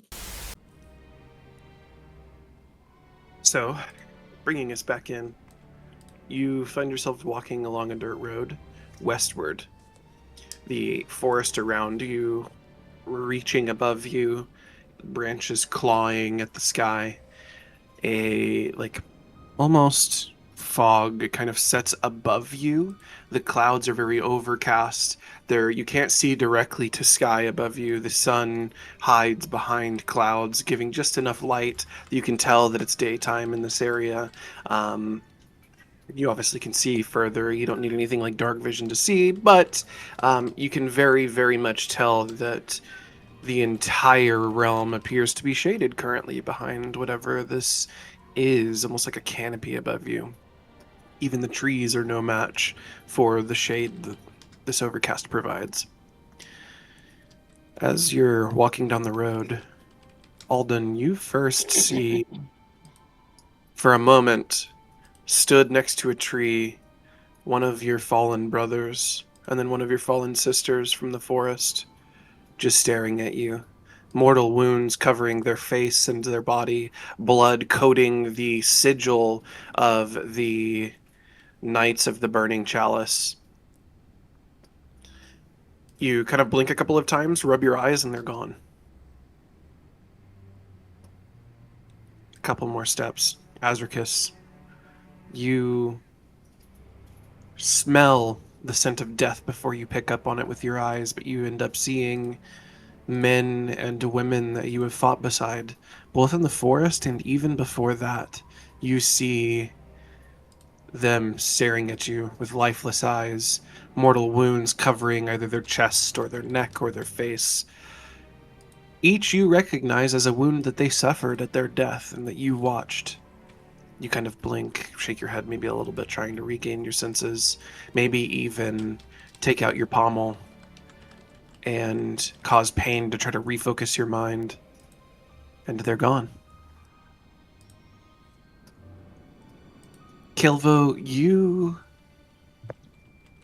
a few more steps down the road. In the trees, you see different kinds of kelpwood folk. You see your former teacher. You see innocents from the village, children from the village near the shrine. Sitting up in the tree, he's looking down to you with cold, lifeless eyes. You kind of blink a couple of times, and they're gone. And Elizabeth, as you hold your skirt kind of like up and you've like tucked it in your corset a little bit to try and like get it out of the way of your legs, walking down the road, and I'm not sure if you're like in heels or like what kind of shoes you have on currently. I imagine they are boots. Okay. That would probably be fine for like trekking on the dirt road. You look up and notice some of the town's guard, men you've known your whole life, men who have stood over you, stoic, and guarded you. You see them staring down at you from a tree branch. One with lifeless eyes. You see another one kind of just out of your sight. You see kind of like half of his face behind a tree, mangled and what looks to be like bite marks on his face. You see blood running down a portion of his chest. A singular lifeless eye staring at you from behind the tree. You kind of close your eyes, shake your head, and you hear a voice whisper to you on the wind. Steel yourself.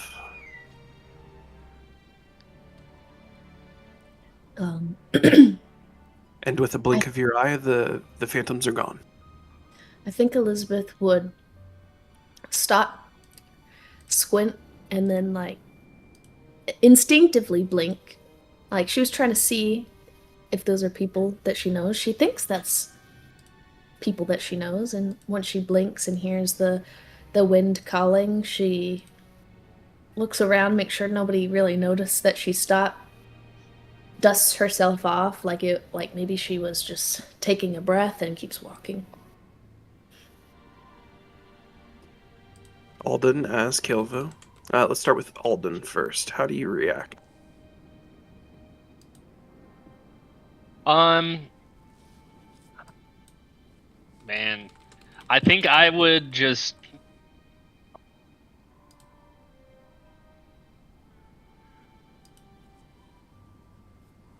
Let me roll.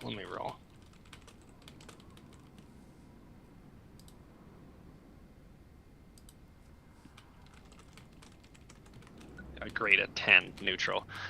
Yeah, I mean, like, I kind of... the tenets of my religion is very much that, you know, sacrifice and suffering are some of the greatest prayers. And you said these are men and women that died, my brothers and sisters that died fighting with us in the forest before the fog. I would kind of think about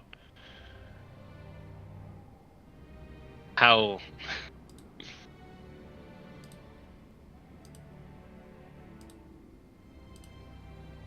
wonderful it is to know that they are going to the halls of our ancestors having paid the ultimate price. Okay. Azricus, how do you react? Azricus is already wary of this land and how everything just feels oppressive by nature, how the shadows seem to cling to everything, and the whispers he heard last night and everything, and he doesn't trust it, and with his lack of sleep, he's just trying to like get through the day.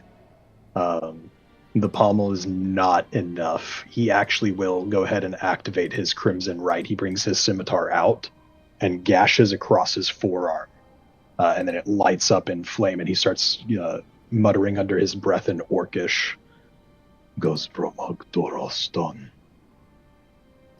And I take, where's my D4?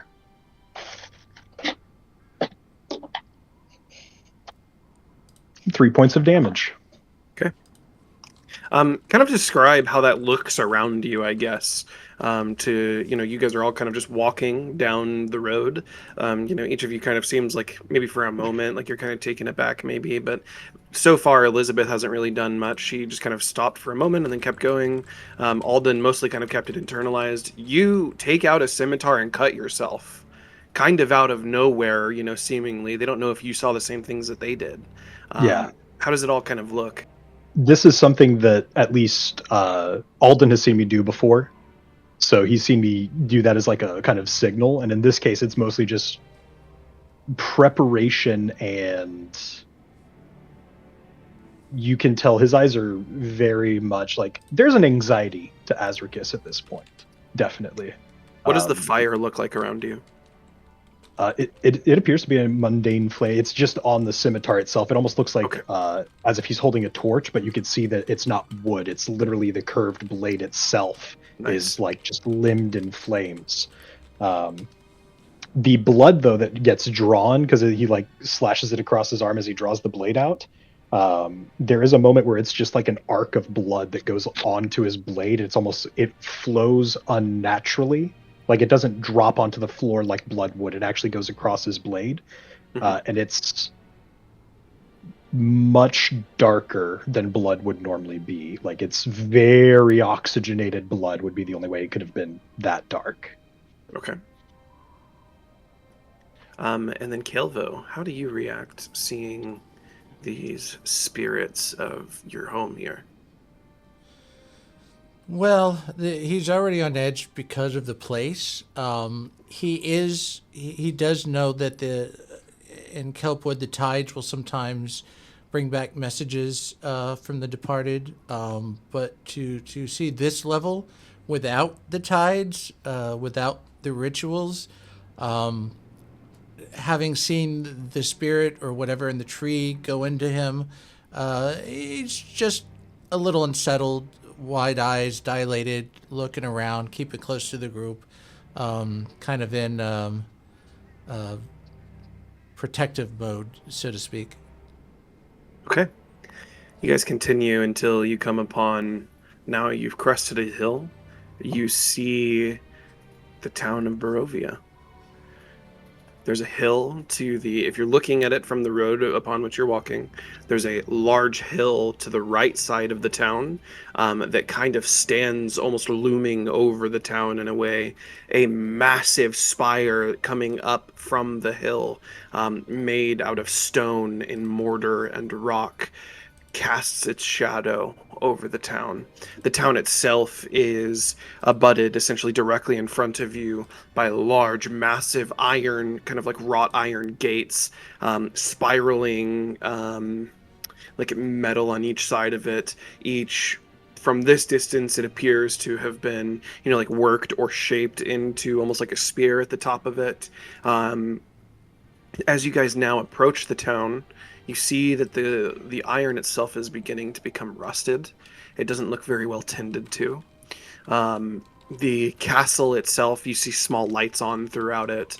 There are multiple different spires behind the kind of main spire that casts its shadow over the town. There is a massive wall that also surrounds that castle. You don't see a entrance from this side to any of the walls or anything like that. It's probably assumed that the entrance is on the other side, with a massive gate or something.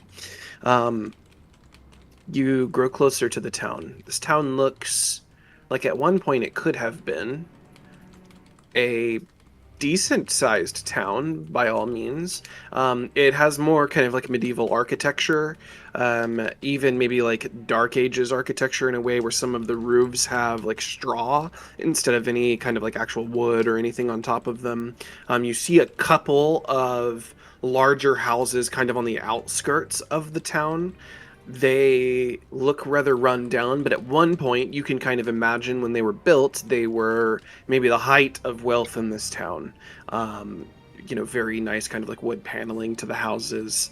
The kind of main portion of the town, as you now approach the gates, looks very run down. Once again, at one point this city could have been a bustling city. It looks like there were no fewer than maybe even 100 people that lived here at one time, maybe even its height, even a couple hundred people. Houses look abandoned, shutters are in disrepair off of certain windows. Other windows are completely boarded up and shuttered. You see houses with doors that have been completely either like boarded shut, completely just ajar. As you guys kind of walk down the main road in the town, you hear what sounds like distant crying, the like wailing of an older woman that goes from quiet kind of sobs to loud, blood-chilling moans and wails of sadness. You hear rats fighting in houses as you begin to pass them. Rats? What sounds like rats, yeah. Like, how would rats fighting sound? I don't know how You hear to- like rats kind of like squealing at each other, essentially. Oh, okay. Really high pitched squeaking, but aggressive, and it sounds like Yeah. something's probably getting hurt, but you're not sure. Okay. I never really thought about what that might sound like. Is there like a toll at the beginning of the town? There is no one standing guard at the gate. Is it open or closed? It is open. So like one of the sections of the gate is closed, and then the right kind of like hinge of the gate is ajar and in disrepair. So it's like kind of, you know, like hanging onto one hinge and it's completely off of the other hinge, fully open. Elizabeth would walk through, but try and see if she could notice where the nearest guard is to the gate. Because obviously there should be guards here. You don't really see any guards. Once again, it looks rather abandoned. There is, you know, like you can see like a plume of smoke coming off from a building to your west, a little bit deeper into town. And then, you know, kind of as you're looking at the rooftops further, you see what looks like maybe another smaller plume of smoke. But that's really all you can see in terms of like potential signs of life around you. Once again, you hear the like sobbing and moaning and wailing of an older woman crying, but that's really all you can hear right now. Where should we go first in the town? This place may not have as many provisions that we think that they may have. Where's the crying coming from? I mean, do we know where the lady is? You know the general direction that the sound is coming from. That's where Caelvo would want to go. I think I would kind of be like perking up to kind of try and figure out where that was coming from. Okay. As you guys start to kind of head deeper into the town towards the sound of the wailing and crying, you eventually happen upon a house. You can hear quiet sobs coming from inside. It's a, like, for the town that you've seen so far, it is still in disrepair. The shutters to the windows are either completely off, so there's no way to shutter them, or they're in disrepair, hanging on a single hinge, maybe completely broken and just like slapping up against the side of the house with the wind. The door is also completely ajar, but you do hear crying coming from inside. Is it the wailing of the old lady? Yes. I burned the house down. No. With her in it, so she doesn't have to suffer anymore. We've had an end to your wails, Crow. Shut up, lady. We're with the wait, Homeowners Association. Keep it down. Yeah, this is not up to code. This is a fire hazard. See? Oh, You're too loud, and I took that personally. I would probably whisper to Alden and be like, "Do you think we should knock, see how she is? If there's anything we can do?" Church business, and I kick down the door. I'm just kidding. There is no door, remember. Oh yeah, there is no door. I like kind of knock on the like seal of the door where it would be, and I'm like, kind of like, I'm gonna use my staff. I'm gonna use the butt of my staff to kind of like knock quite heavily on it. Ma'am, are you all right in there? Knock, knock, knock. Hear the crying stop momentarily. I back Silence up. befalls the house. We come in peace. I'm going to give a cautious sniff to the air. Sure, roll perception.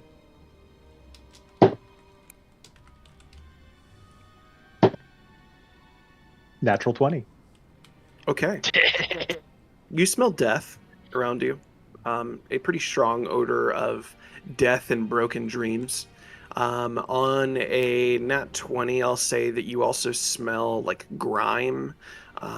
It's quite obvious that there's like potentially rotting food coming from inside of the house too, and the surrounding houses even. In terms of your hearing, you hear her kind of like mumbling something up there. You can't really quite pick up what she's saying. It's a little too quiet before the sobbing continues. You think that the mumbling might have been at you guys, but you're not entirely sure. Yeah, I'll say that's about all you pick up on the nat 20 is the smell of death, rot, grime, and then you can hear all of that. Yeah, Burberry bread on the wind. That's right.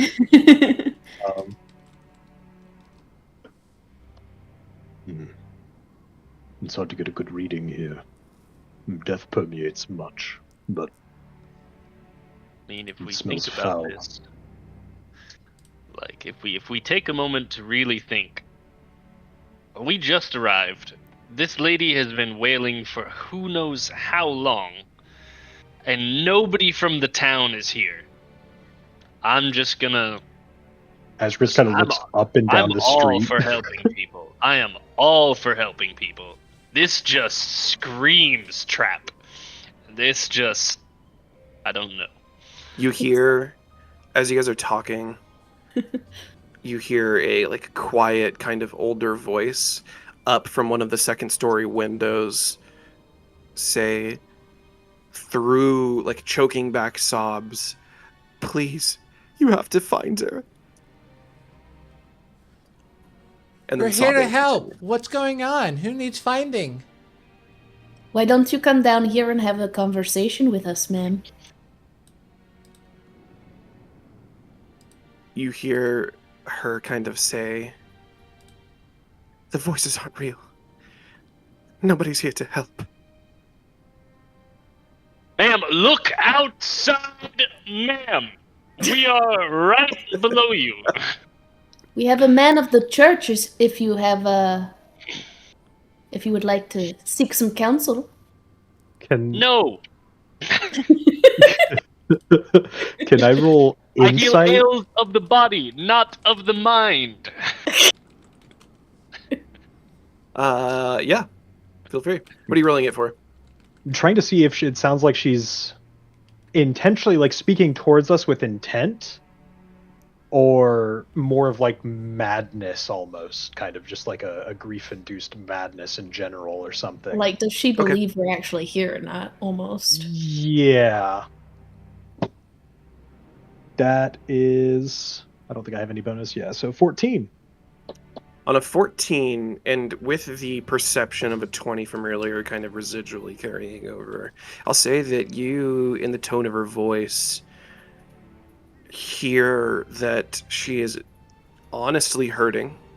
You don't necessarily, maybe there's like a tinge of madness, but I'll say with that kind of like, you sitting there critically thinking about it for a moment and like genuinely pouring and dumping your insight into this could probably tell that like you guys aren't the only ones being haunted by ghosts, right? Just like random, you heard whispers on the wind, Azricus. You specifically felt maddened by them. What's to say that this lady who has been here potentially exponentially longer than you guys isn't suffering far worse than you guys have suffered? But you don't hear that she's like lying by any means, or like there's a madness to her voice. Like I said, maybe a tinge of it, because who wouldn't be maddened by, whatever she's saddened by, Also, and just just living being in here. this land. Yeah. But you can tell that it seems like she probably has heard voices many times before offering help, and none of them were real.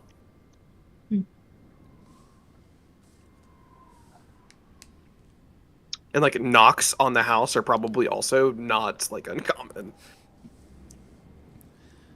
What's your friend's name? Where were they last seen? Through different like tear-soaked sobs, as you ask, "What's your friend's name?" you hear her with a mourning wail.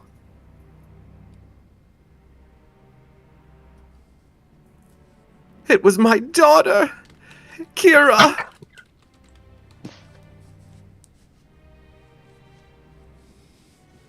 Fucking cats.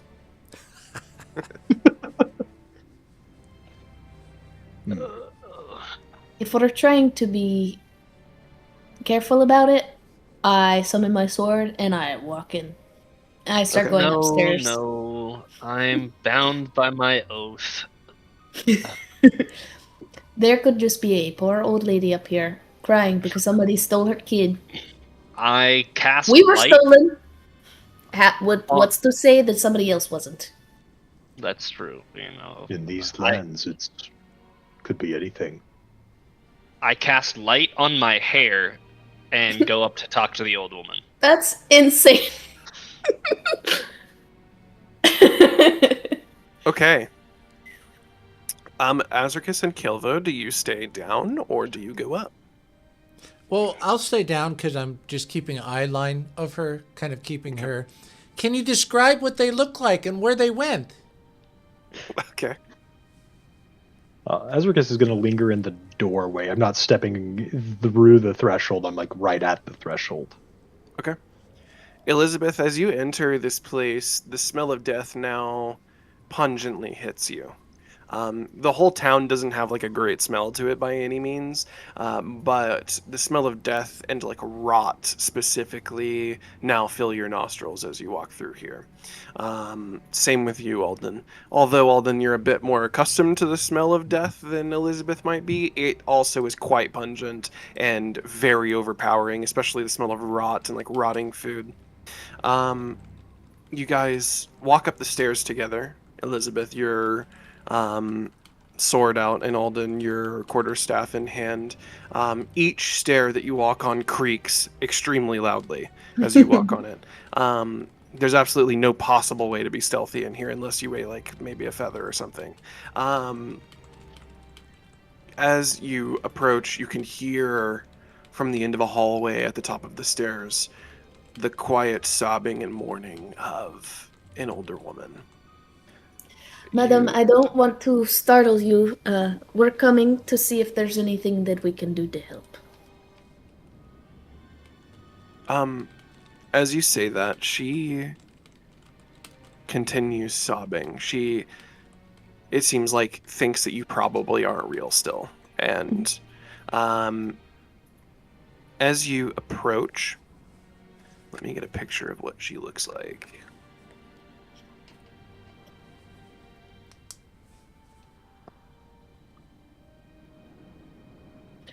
I have an idea of what I want to do, but it's not exactly the best moral thing to do. You can't put this woman out of her misery. I won't allow it. That's no way to live. You would quite quickly be beaten over the head. They're rotting, we smell food. She could just be sitting here crying for days.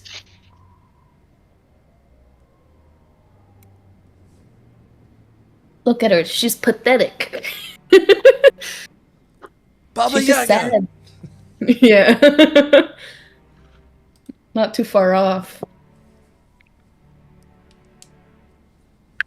Okay. As you approach the end of the hallway and kind of like round around a door or a doorway rather, you see this woman, a like kind of beige shawl over her head, her hair graying in certain areas, her face starting to kind of sag as the skin no longer clings to her bones, holding a small handmade doll. Something that kind of looks like an extremely dirty, kind of like old Raggedy Ann doll, but even like more crude than that. It's got like buttons for eyes. The hair is like extremely dirty and like mangy in certain portions of it. The dress that this doll has on is like very like dirt covered in certain areas. You can see like the stain where maybe a child dropped it in mud at some point. You see her holding it and like wringing her hands on it as she kind of like rocks back and forth, very quietly mourning.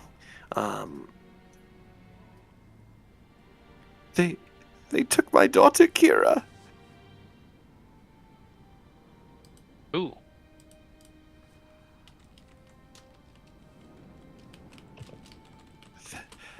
The dead. They came and took her in the night. Is there no man of the house? No, he went off with the rebellion, and he's dead too. She has yet to look at you, by the way. Her head is like still down, faced away from you, rocking back and forth. You can see tears falling on the doll.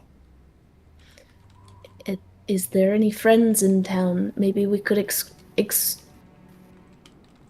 escort you through town a safe way.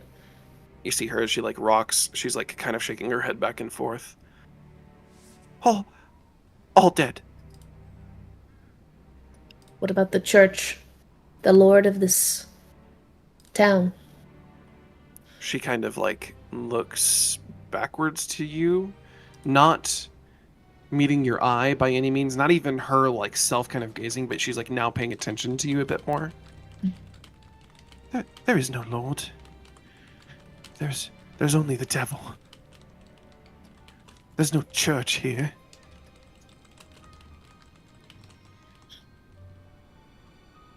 Only the darkness. I lean in and take her. Is she like both hands holding the doll? Yes. I'd like take both of her hands within my hands as well, and you see her like recoil almost immediately when she like feels you, because to you I would say actually roll insight. Let's see if you know why she would recoil in this moment, or like kind of why she did. Well, I rolled a 3 plus whatever my insight is. I think it's 4. Okay. It's like 7. Yeah, so 7 Okay. total. On a 7, you can tell that this woman is like holding on by the strand of a mental break, right? So it's like probably not very surprising to you that like anything touching her might cause her to be startled. I'll say that that's like probably about the extent of your like insight in the situation. I'm guessing that, as she kind of recoils immediately, she doesn't like jerk away from you or anything, right? It's just, she wasn't expecting to be touched. I'm guessing that your hands are like, softly touching her. They're not like grabbing her or anything like that. Yeah. She kind of like relaxes into you. And then, continue.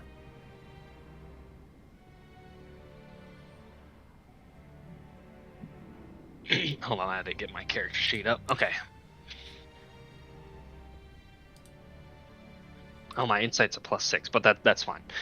Okay, so I've got her hands.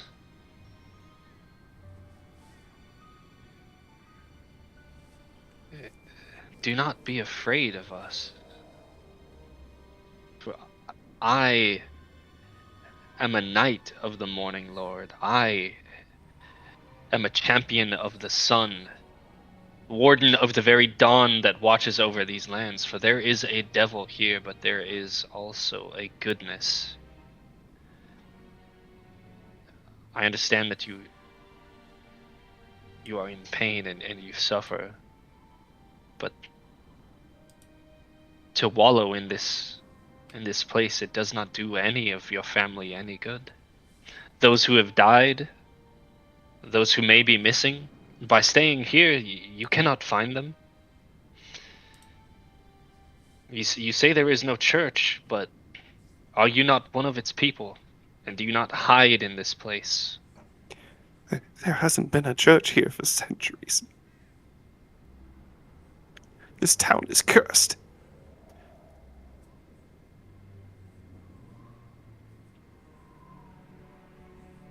I think I would like kneel down and very gently and warily place my hand on her shoulder, if it seems like she'll let me do so, and rub circles on her back. She seems to kind of be rocking back and forth still, but she allows that. The church is in Vallaki, far from here.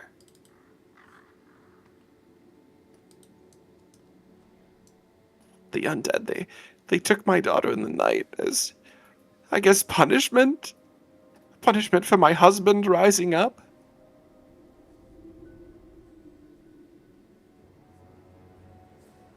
When did this happen? She, like, kind of sniffles. My husband, not 3 months ago, joined the uprising against the devil. Him and many of the other men and women decided to take up arms with a young upstart that came. They marched on the castle. And when they did, all we heard all night was slaughter and screams. And then a day later, the undead descended upon our town, killing the rest that were here. I was lucky to escape. When I came out from the basement, my daughter was gone. Is there, to your knowledge, anyone else in town? She, like, kind of sniffs. There are some. To my knowledge, the mansion still holds the burgomaster and his children. She kind of looks out the window longingly. There's also... She kind of, like, reaches out to, like, touch her hand, almost to, like, see if you're also real and here. Mm-hmm. But, like, the feeling of reality kind of, like, grounds her. Mm-hmm. There's also the tavern, and I hear that the trading post is still open as well. Can I roll to see if I believe her? Yeah. I got +4. Yeah, +4 to insight, so hopefully... That's a natural 6, so that's a 10. Okay. To the best of your knowledge, it seems like she's telling you what she believes is true.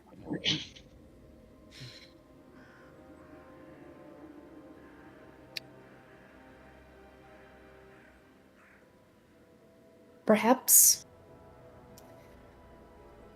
She kind of, like, now, rooted in reality, looks at you, Alden, being kind of, like, in front of her. Quite the strapping young monk with a quarterstaff. Glowing hair. She looks at Elizabeth with this just, like... yeah, glowing hair, by the way. I completely forgot Glowing about hair. that. I need you to understand, he looks like fucking Jesus right now. Like, completely angelic. Yes. He's a Super Saiyan. She sees Elizabeth with this just, like, absolutely gnarly sword that she has probably never seen the likes of, radiating in dark energy, but doesn't really understand what dark energy is or, like, you know, how it feels necessarily. Could you two find her? You see, like, a light of hope kind of flash in her eyes. Where do you have any idea where she might be, or do you think that it was just the undead that took her? She, like, rapidly, like, starts nodding her head and, like, clutching onto the doll even more. The castle. Ah. I can only promise we will try. I will try. If I see Please. her, I will do my best. She kind of like looks you up and who is that with It's you? another friend of yours. He's Okay, making sure nobody's coming in. It's not a spirit? No. She kind of like, you see like relief kind of wash over her now.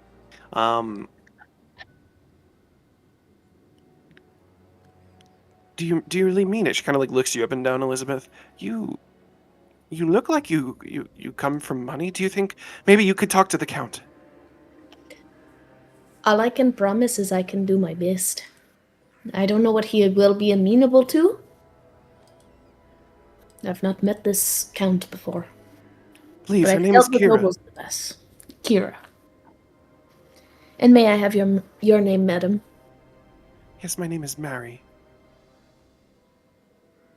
And about how old is Kira? 19 or 20.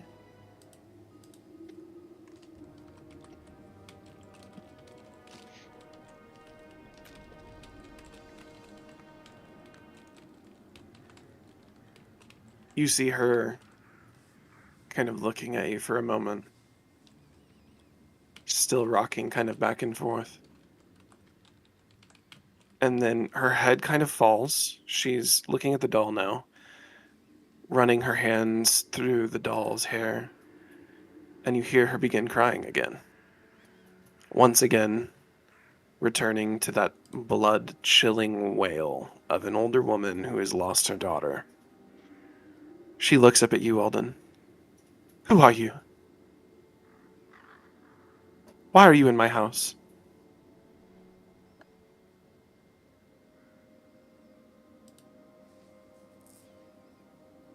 I have come to spread the message of the return of the church. Have you dealt with the devil? We are in the process. She kind of goes And back we to... have come to tell you that we are searching for your daughter now. She kind of nods. Kira? You're searching for her? Indeed. But I Her. need something from you. What do you need? I need you to tell me who led the rebellion against the devil. She kind of sits there for a moment. Her brow furrows and narrows. Still running her fingers through the like grungy kind of hair of the doll. It was a younger man. Very, very boisterous. Von Richten was his name.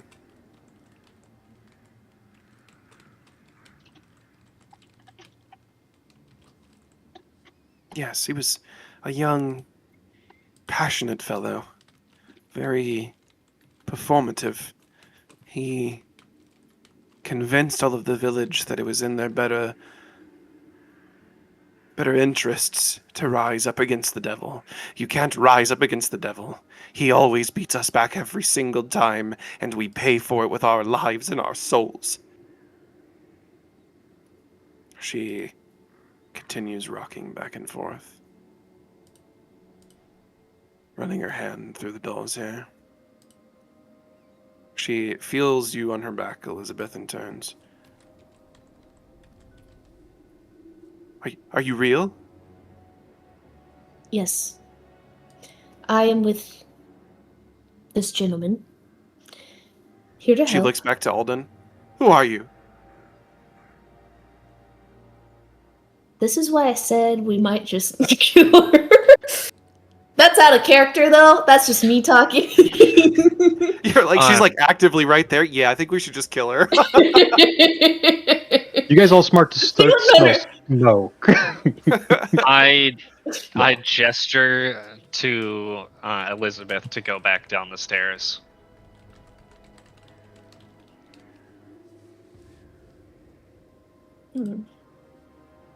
I I would do so.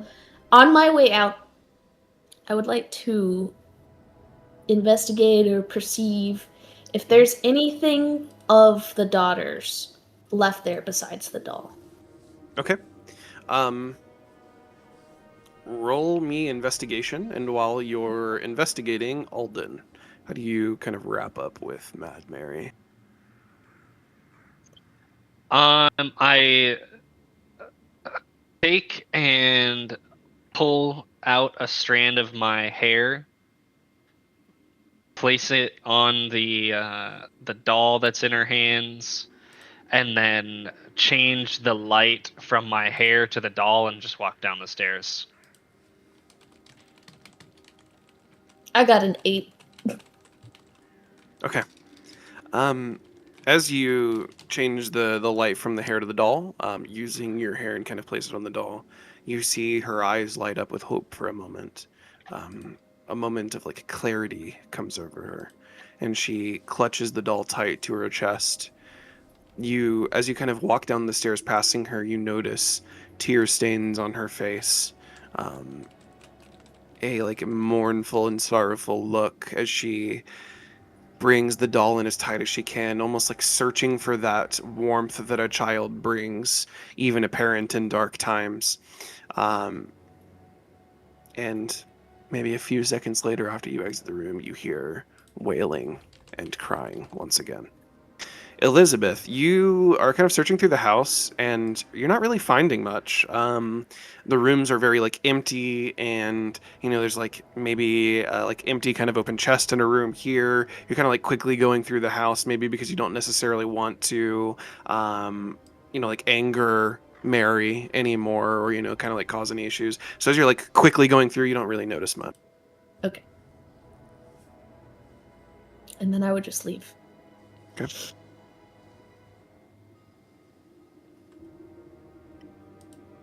Alden, I'm guessing you kind of walk out behind Elizabeth, right?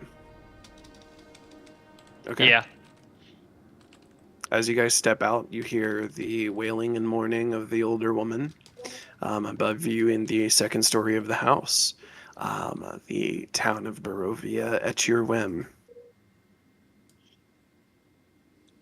I should like to check out the tavern. Personally, she said there may be some traders there. I would like to see if somebody may be able to convince her to leave. But I am not very hopeful. She has lost her wits. There is no convincing her to leave until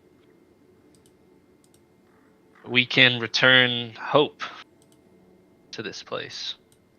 But if this I've is seen her this home, before. if this is her home, wouldn't she be best here? Where would she go?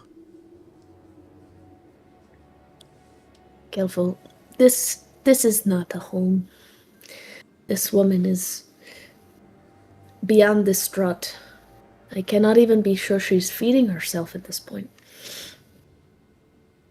The stench of rotten food means if she is eating, it's nothing good. Yes.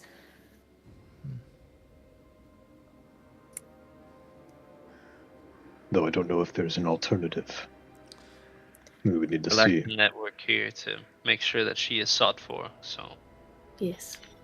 the only thing we can do is push on. She mentioned a name. The place where a church is. Did she not? She did. Yes. It's in a different town, though. Right. She said it was far. I don't know. She said Valaki? Is that what she said? Valaki, yes. Okay.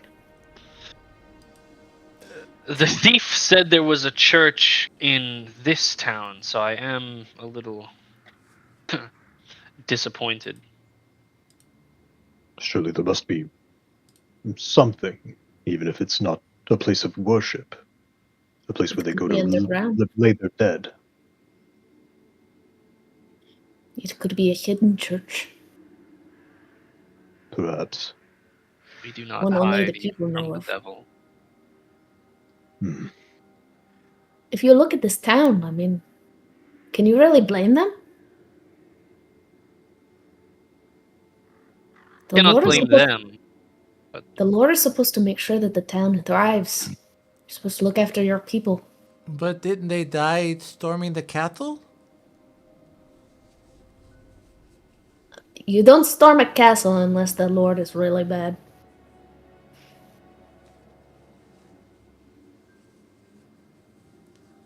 No, I get that, but it's probably why the town is so empty. What can we do against that?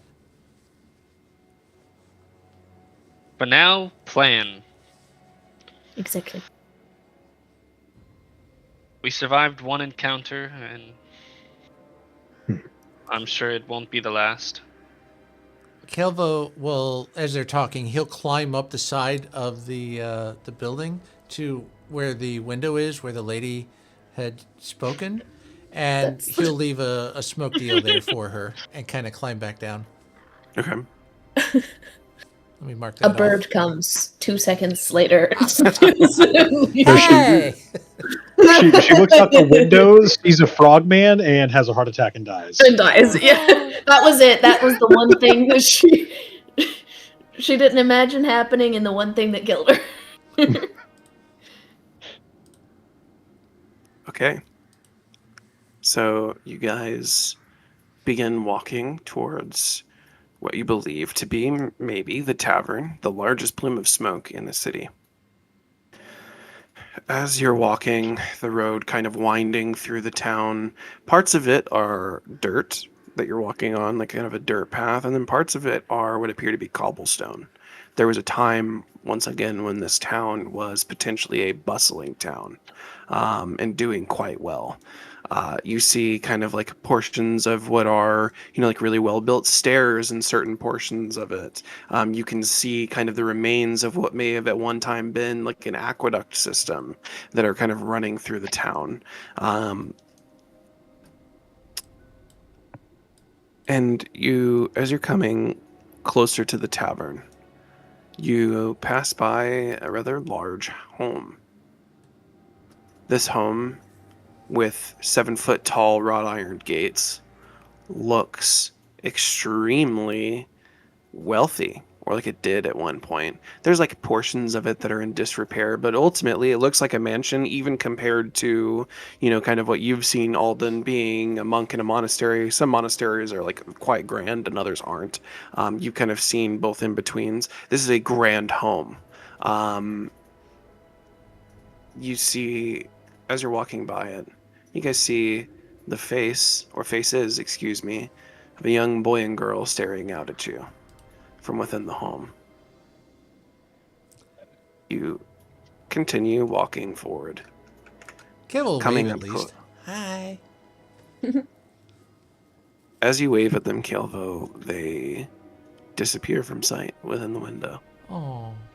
You catch glimpses of movement in some of the houses surrounding you as well. Some of the houses that look rather abandoned, similar to Mary's, you can catch like small bits of movement as your eyes go to move up to see kind of what's in the window. Or you're kind of just gazing and, scanning the area. You see small movement here and, a head duck down here. Maybe you see kind of eyes watching you for a moment before they disappear behind some curtains. And as you go closer to the rather large gate of this home, one of the small faces that was staring at you in the window is now suddenly there. A small boy. "Help us," the small child says as you approach.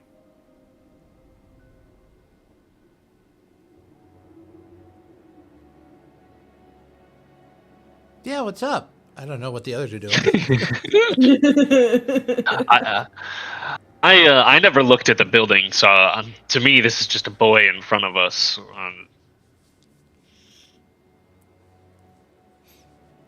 Is your father the lord of this town? He kind of looks at you, confused. No, but he's great friends with him. What is his name? My father's name is Piotr.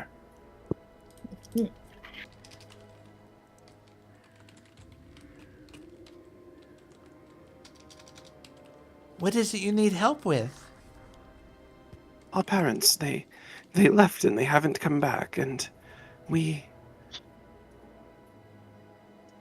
hungry. Luckily for you, we're on our way to the tavern, so we'll just pick you up something and bring it back. I pull from my bag a ration and then put my hand on the kid's shoulder, and hand him the ration. You go to put your hand on his shoulder, and it falls through. I back up like... Smoke now dissipates from in front of you. A small girl now. Somewhat older than the younger boy, but still, child in and of herself. Probably no older than 8 to 9. The boy is probably 6 to 7. Now pokes around the corner. Please, we're so hungry. I'm sure Her face is pale. There's like the small sense of disembodiment about her.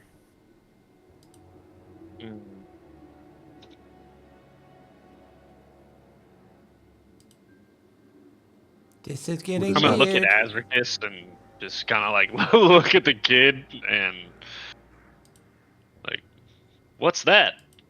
I point behind them.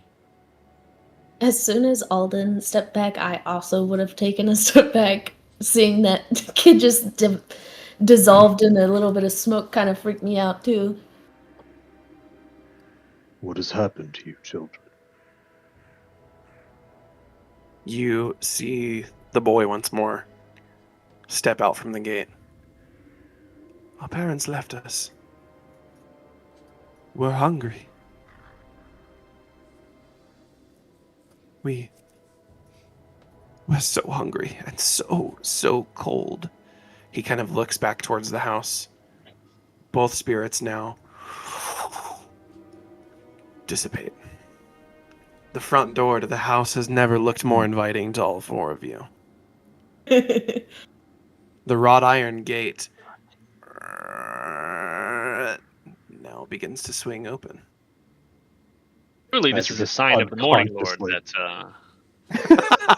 we must help. Azricus's hand kind of unconsciously goes up to the symbol around his neck and just kind of like palms it for a moment.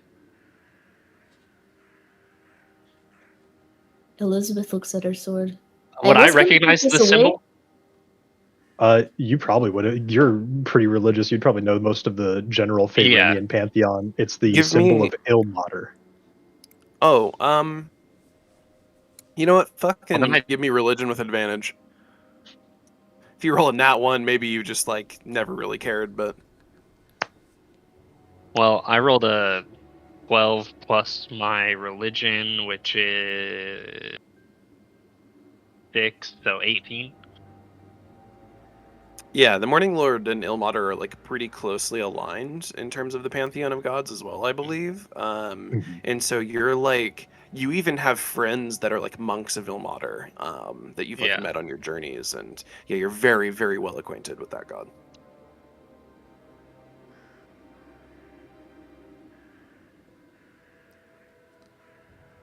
So we're going to the tavern, right? Yeah, let's go to the tavern. We don't need to go in there, right? Those are obviously ghost children. Indeed they are. Where a child suffers, But they're ghosts. But we can bring them to the light. I mean, if there's like a tide nearby, we can like usher their spirits back in. I can tell you how to do this. Very quick, very easy. We just burn the house down. That is... I mean, to be fair... That is a viable way to take care of these things. Of my people is burial by fire, so I mean, I don't know who owns this. Is somebody else in the house? Surely we should check the house before we burn it to the ground. God forbid there's a child somewhere in there. There are ghost children in the house. But this is town property, isn't it? I mean, we can't just go around burning stuff. I mean... No. Can if it's full of ghosts. that could lead to angry ghosts rather than ghosts moving on. Yeah. Hmm. Their You know, bones the are tales I've somewhere heard. in there. Listen, Indicate I mean, fire is a permanent solution. Okay, benevolent and neutral spirits are rare in my line of work. We never really do the putting to rest. We deal Yeah, with banishing the evil. This is your Well- territory, Alden. I am bound by the laws of my order to set these people free. Whether or not we do that now or later is kind of the, I mean, so I like kind of am like having to convince myself over here because there are really two tenets to what I would do. I could go out of my way to free these people, or I could continue the quest we are on now to rid them of the devil. And so, which I've never really been faced with the choice of the choice between two evils, but I mean, Lathander, tell me otherwise. Is it not children first? Let me sway you this way. There are the ghosts. We could go to the tavern, ask about the place. That is true. That is true. We could see. Maybe this is some kind of illusion. Maybe these aren't real. Maybe they're not even a real house over there. I never knew the kid. Exactly. Just The mental Tavern. gymnastics are great. We're going to the tavern. The old lady mentioned a mansion, correct? Yes, Hmm. she did. She said somewhere that the burgomaster lives in a mansion, but she did not point this way. To be fair, she did point at a different building. But the also, kid to said be they fair, were she was friends. a little.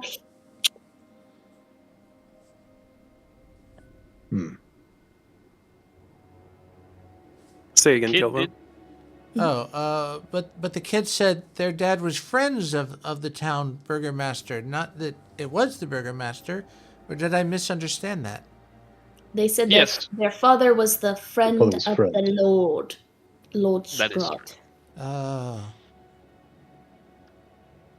which does not bode well. I'm fine with preparing, but I don't know what we'll In my find opinion, out. what harm could going to the tavern first do? Listen, technically, I did swear that we would see to the end of the beings first, and my order was paid. And while your father is dead, that leaves this to you. God forbid I follow you anywhere, but to the tavern it is. I'm insulted. Why would you say such a thing? Why would you not want to follow me anywhere? You don't know me.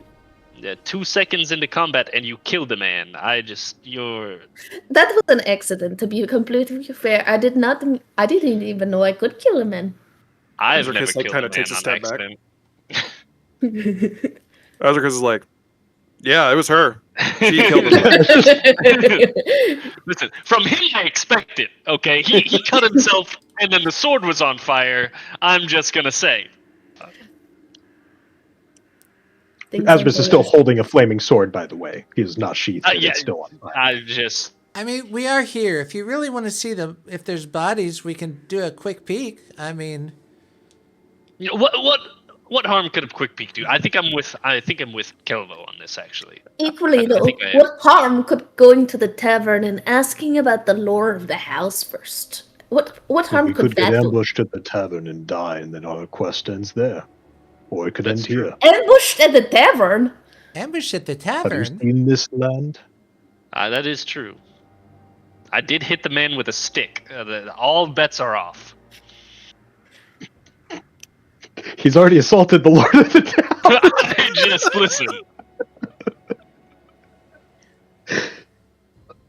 His I say first we action just is close. just assault and battery. I'm a priest. I'm a man of the cloth. And It wouldn't surprise me. to be fair, hold on. Actually, I think I need to do some confessions because the first man I came across who was holding the frogman, I literally kicked his teeth in. And thank Yep. you for that. So my suggestion, we draw straws. Why am I so Whoever- violent? Whoever I'm has like, the longest straw, they decide. Okay. Rollies. I think we should just roll d4s since there's four of us. Roll d20s. D20s. Yep. Less chance of you Mr. getting the Natural same 20. thing. Well, it's not me. I got a 2. well, I got a 16, not a 20 this time. 16. Oh, I got yeah, an that's 18. Nice. Okay. I got a 3. Okay. We have no Azricus say in ends this up with the Caelvo. longest straw. Well, this is just shit. No, it was fair. Good idea. Oh, it's fair, but it's shit. I only have one thing to say in regards to going to the tavern. I would almost expect that there's no one alive in this town after our first few altercations here. I think we investigate what we can. That's fair. Okay, we go to the tavern then. Okay. Bye, kids. You We'll see you guys- soon, maybe. Don't die on us. As you walk away, That Caelvo, waving at them Happy-go-lucky. from a distant window in the mansion, you see the pale faces of 2 children staring out at you once more. As you wave and kind of turn around and walk on your way, you hear the and then the latching of the wrought iron gate as it closes as you now walk towards the tavern. Walking through Maybe the abandoned that's the time we streets. should never go there. It locked it down. It locked us out. We should not go there. You walk through the abandoned streets and once again see small movement in windows here and there. Hear the small sounds of what sounds like a floorboard creaking from within a house. But continue your way onto the tavern. You approach the tavern. There are lights on inside of it and smoke coming out of the chimney. You hear what sounds like at least a couple of conversations happening inside of the tavern. You can't make out any of it yet. You do see your carriage, along with 4 horses, all tied up outside of the tavern. The sign of the tavern looks like it's been damaged. There are claw marks on the side of it. There is weathering and age to the sign as well. And you can currently see that with red paint, part of it has been painted over. At one time, it looks like this sign used to say Blood of the Vine. Now it says Blood on the Vine.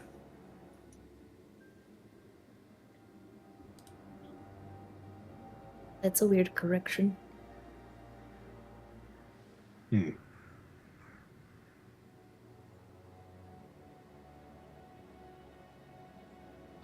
My first thought is vampire bar, and good God, we don't need that. So, You have no is this idea the how time hard- we choose the lesser evils? First off, what do you do as you're approaching? You are walking just kind of out on the road, expecting nobody to really kind of be around. You now see all of this from, I would say, like maybe a block away from the actual bar itself. What are you doing?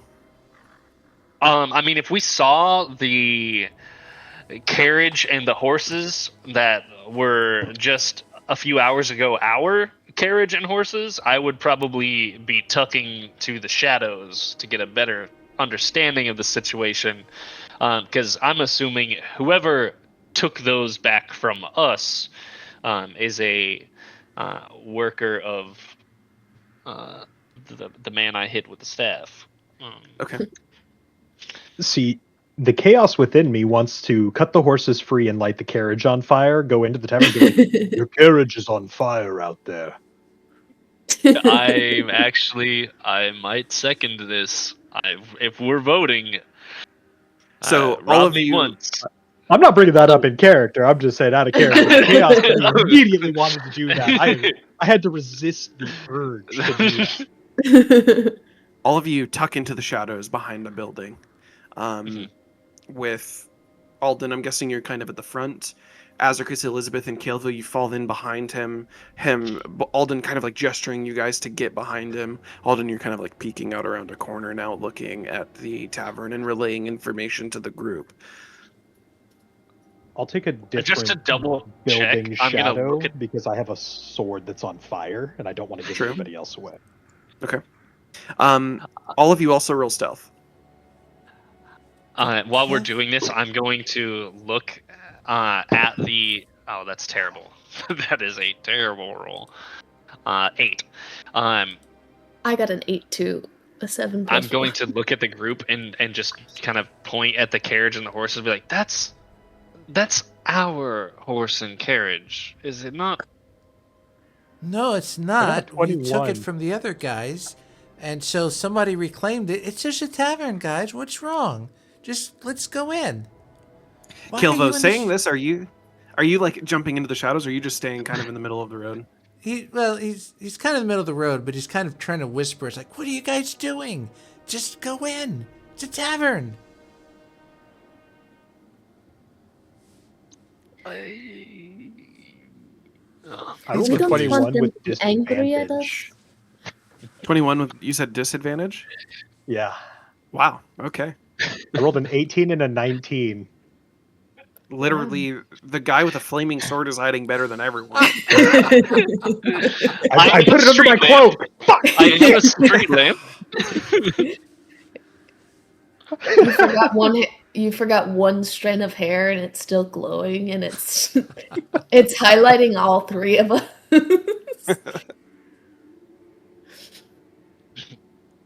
So Caelvo beckoning you guys inside. What do you each do? I'm gonna peek inside first before I go in. Okay. So you try to, with your 8 stealth, sneak up to the tavern, and like kind of look in through a window. Listen, I think I'm stealthy. I don't know I rolled an 8. Very true. Nor do the people inside. Trips over a fucking.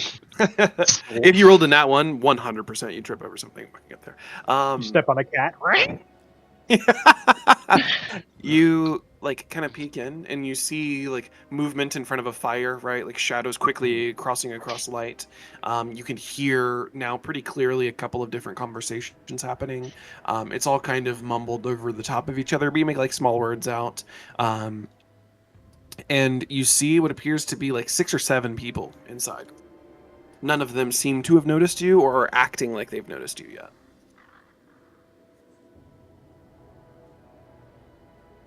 But one of them definitely can't speed and is right behind you. Do I see Azricus? You would know about where he is, but I would say from this angle, no. Okay. It's like you obviously knew where he went to go hide, but yeah, currently you don't see him from right now here. I'm going to sign to where I last saw him. Okay. Assuming that somehow this giant of a man has now gone invisible before me. While holding a flaming sword, I'm going to sign to wherever like his last rough position was, because I kind of went a different way than him, so I wouldn't know exactly where he went. Where he chose to go stealth in. I'm going to sign back. There's about 6 or 7 people in here. You see like a green hand just like slightly around a corner with a thumbs up, and then it goes back. Azricus absolutely probably does like start sliding back and then realizes he can't see him and just goes. And like makes an obvious gesture to get their attention.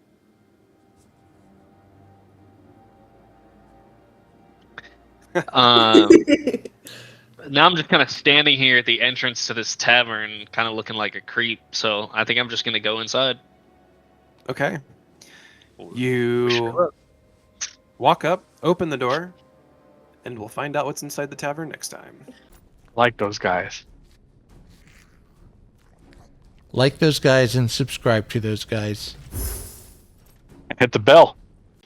It's so crazy to me how opposite yet similar Azricus is to both Alden and Caelvo in different ways. Like, Caelvo and Azricus are both out of their element here. We're both completely alien, and Yeah. Azricus has learned that information and has decided, I should make myself as scarce as possible. I should not be interacting with the people here. I'll let Alden take care of that. And then Alden and Azricus are both very much the, slayers of the undead do-gooders, but I'm like the dark version of it, and he's the light version of it. It's great. We have a lot of great opposites here to work off of. Yeah. Oh yeah. Oh, man. We do. I'm having the mental battle of like, do I play my character really serious or do I lean into the like absolute hilariousness that could be my character? It's like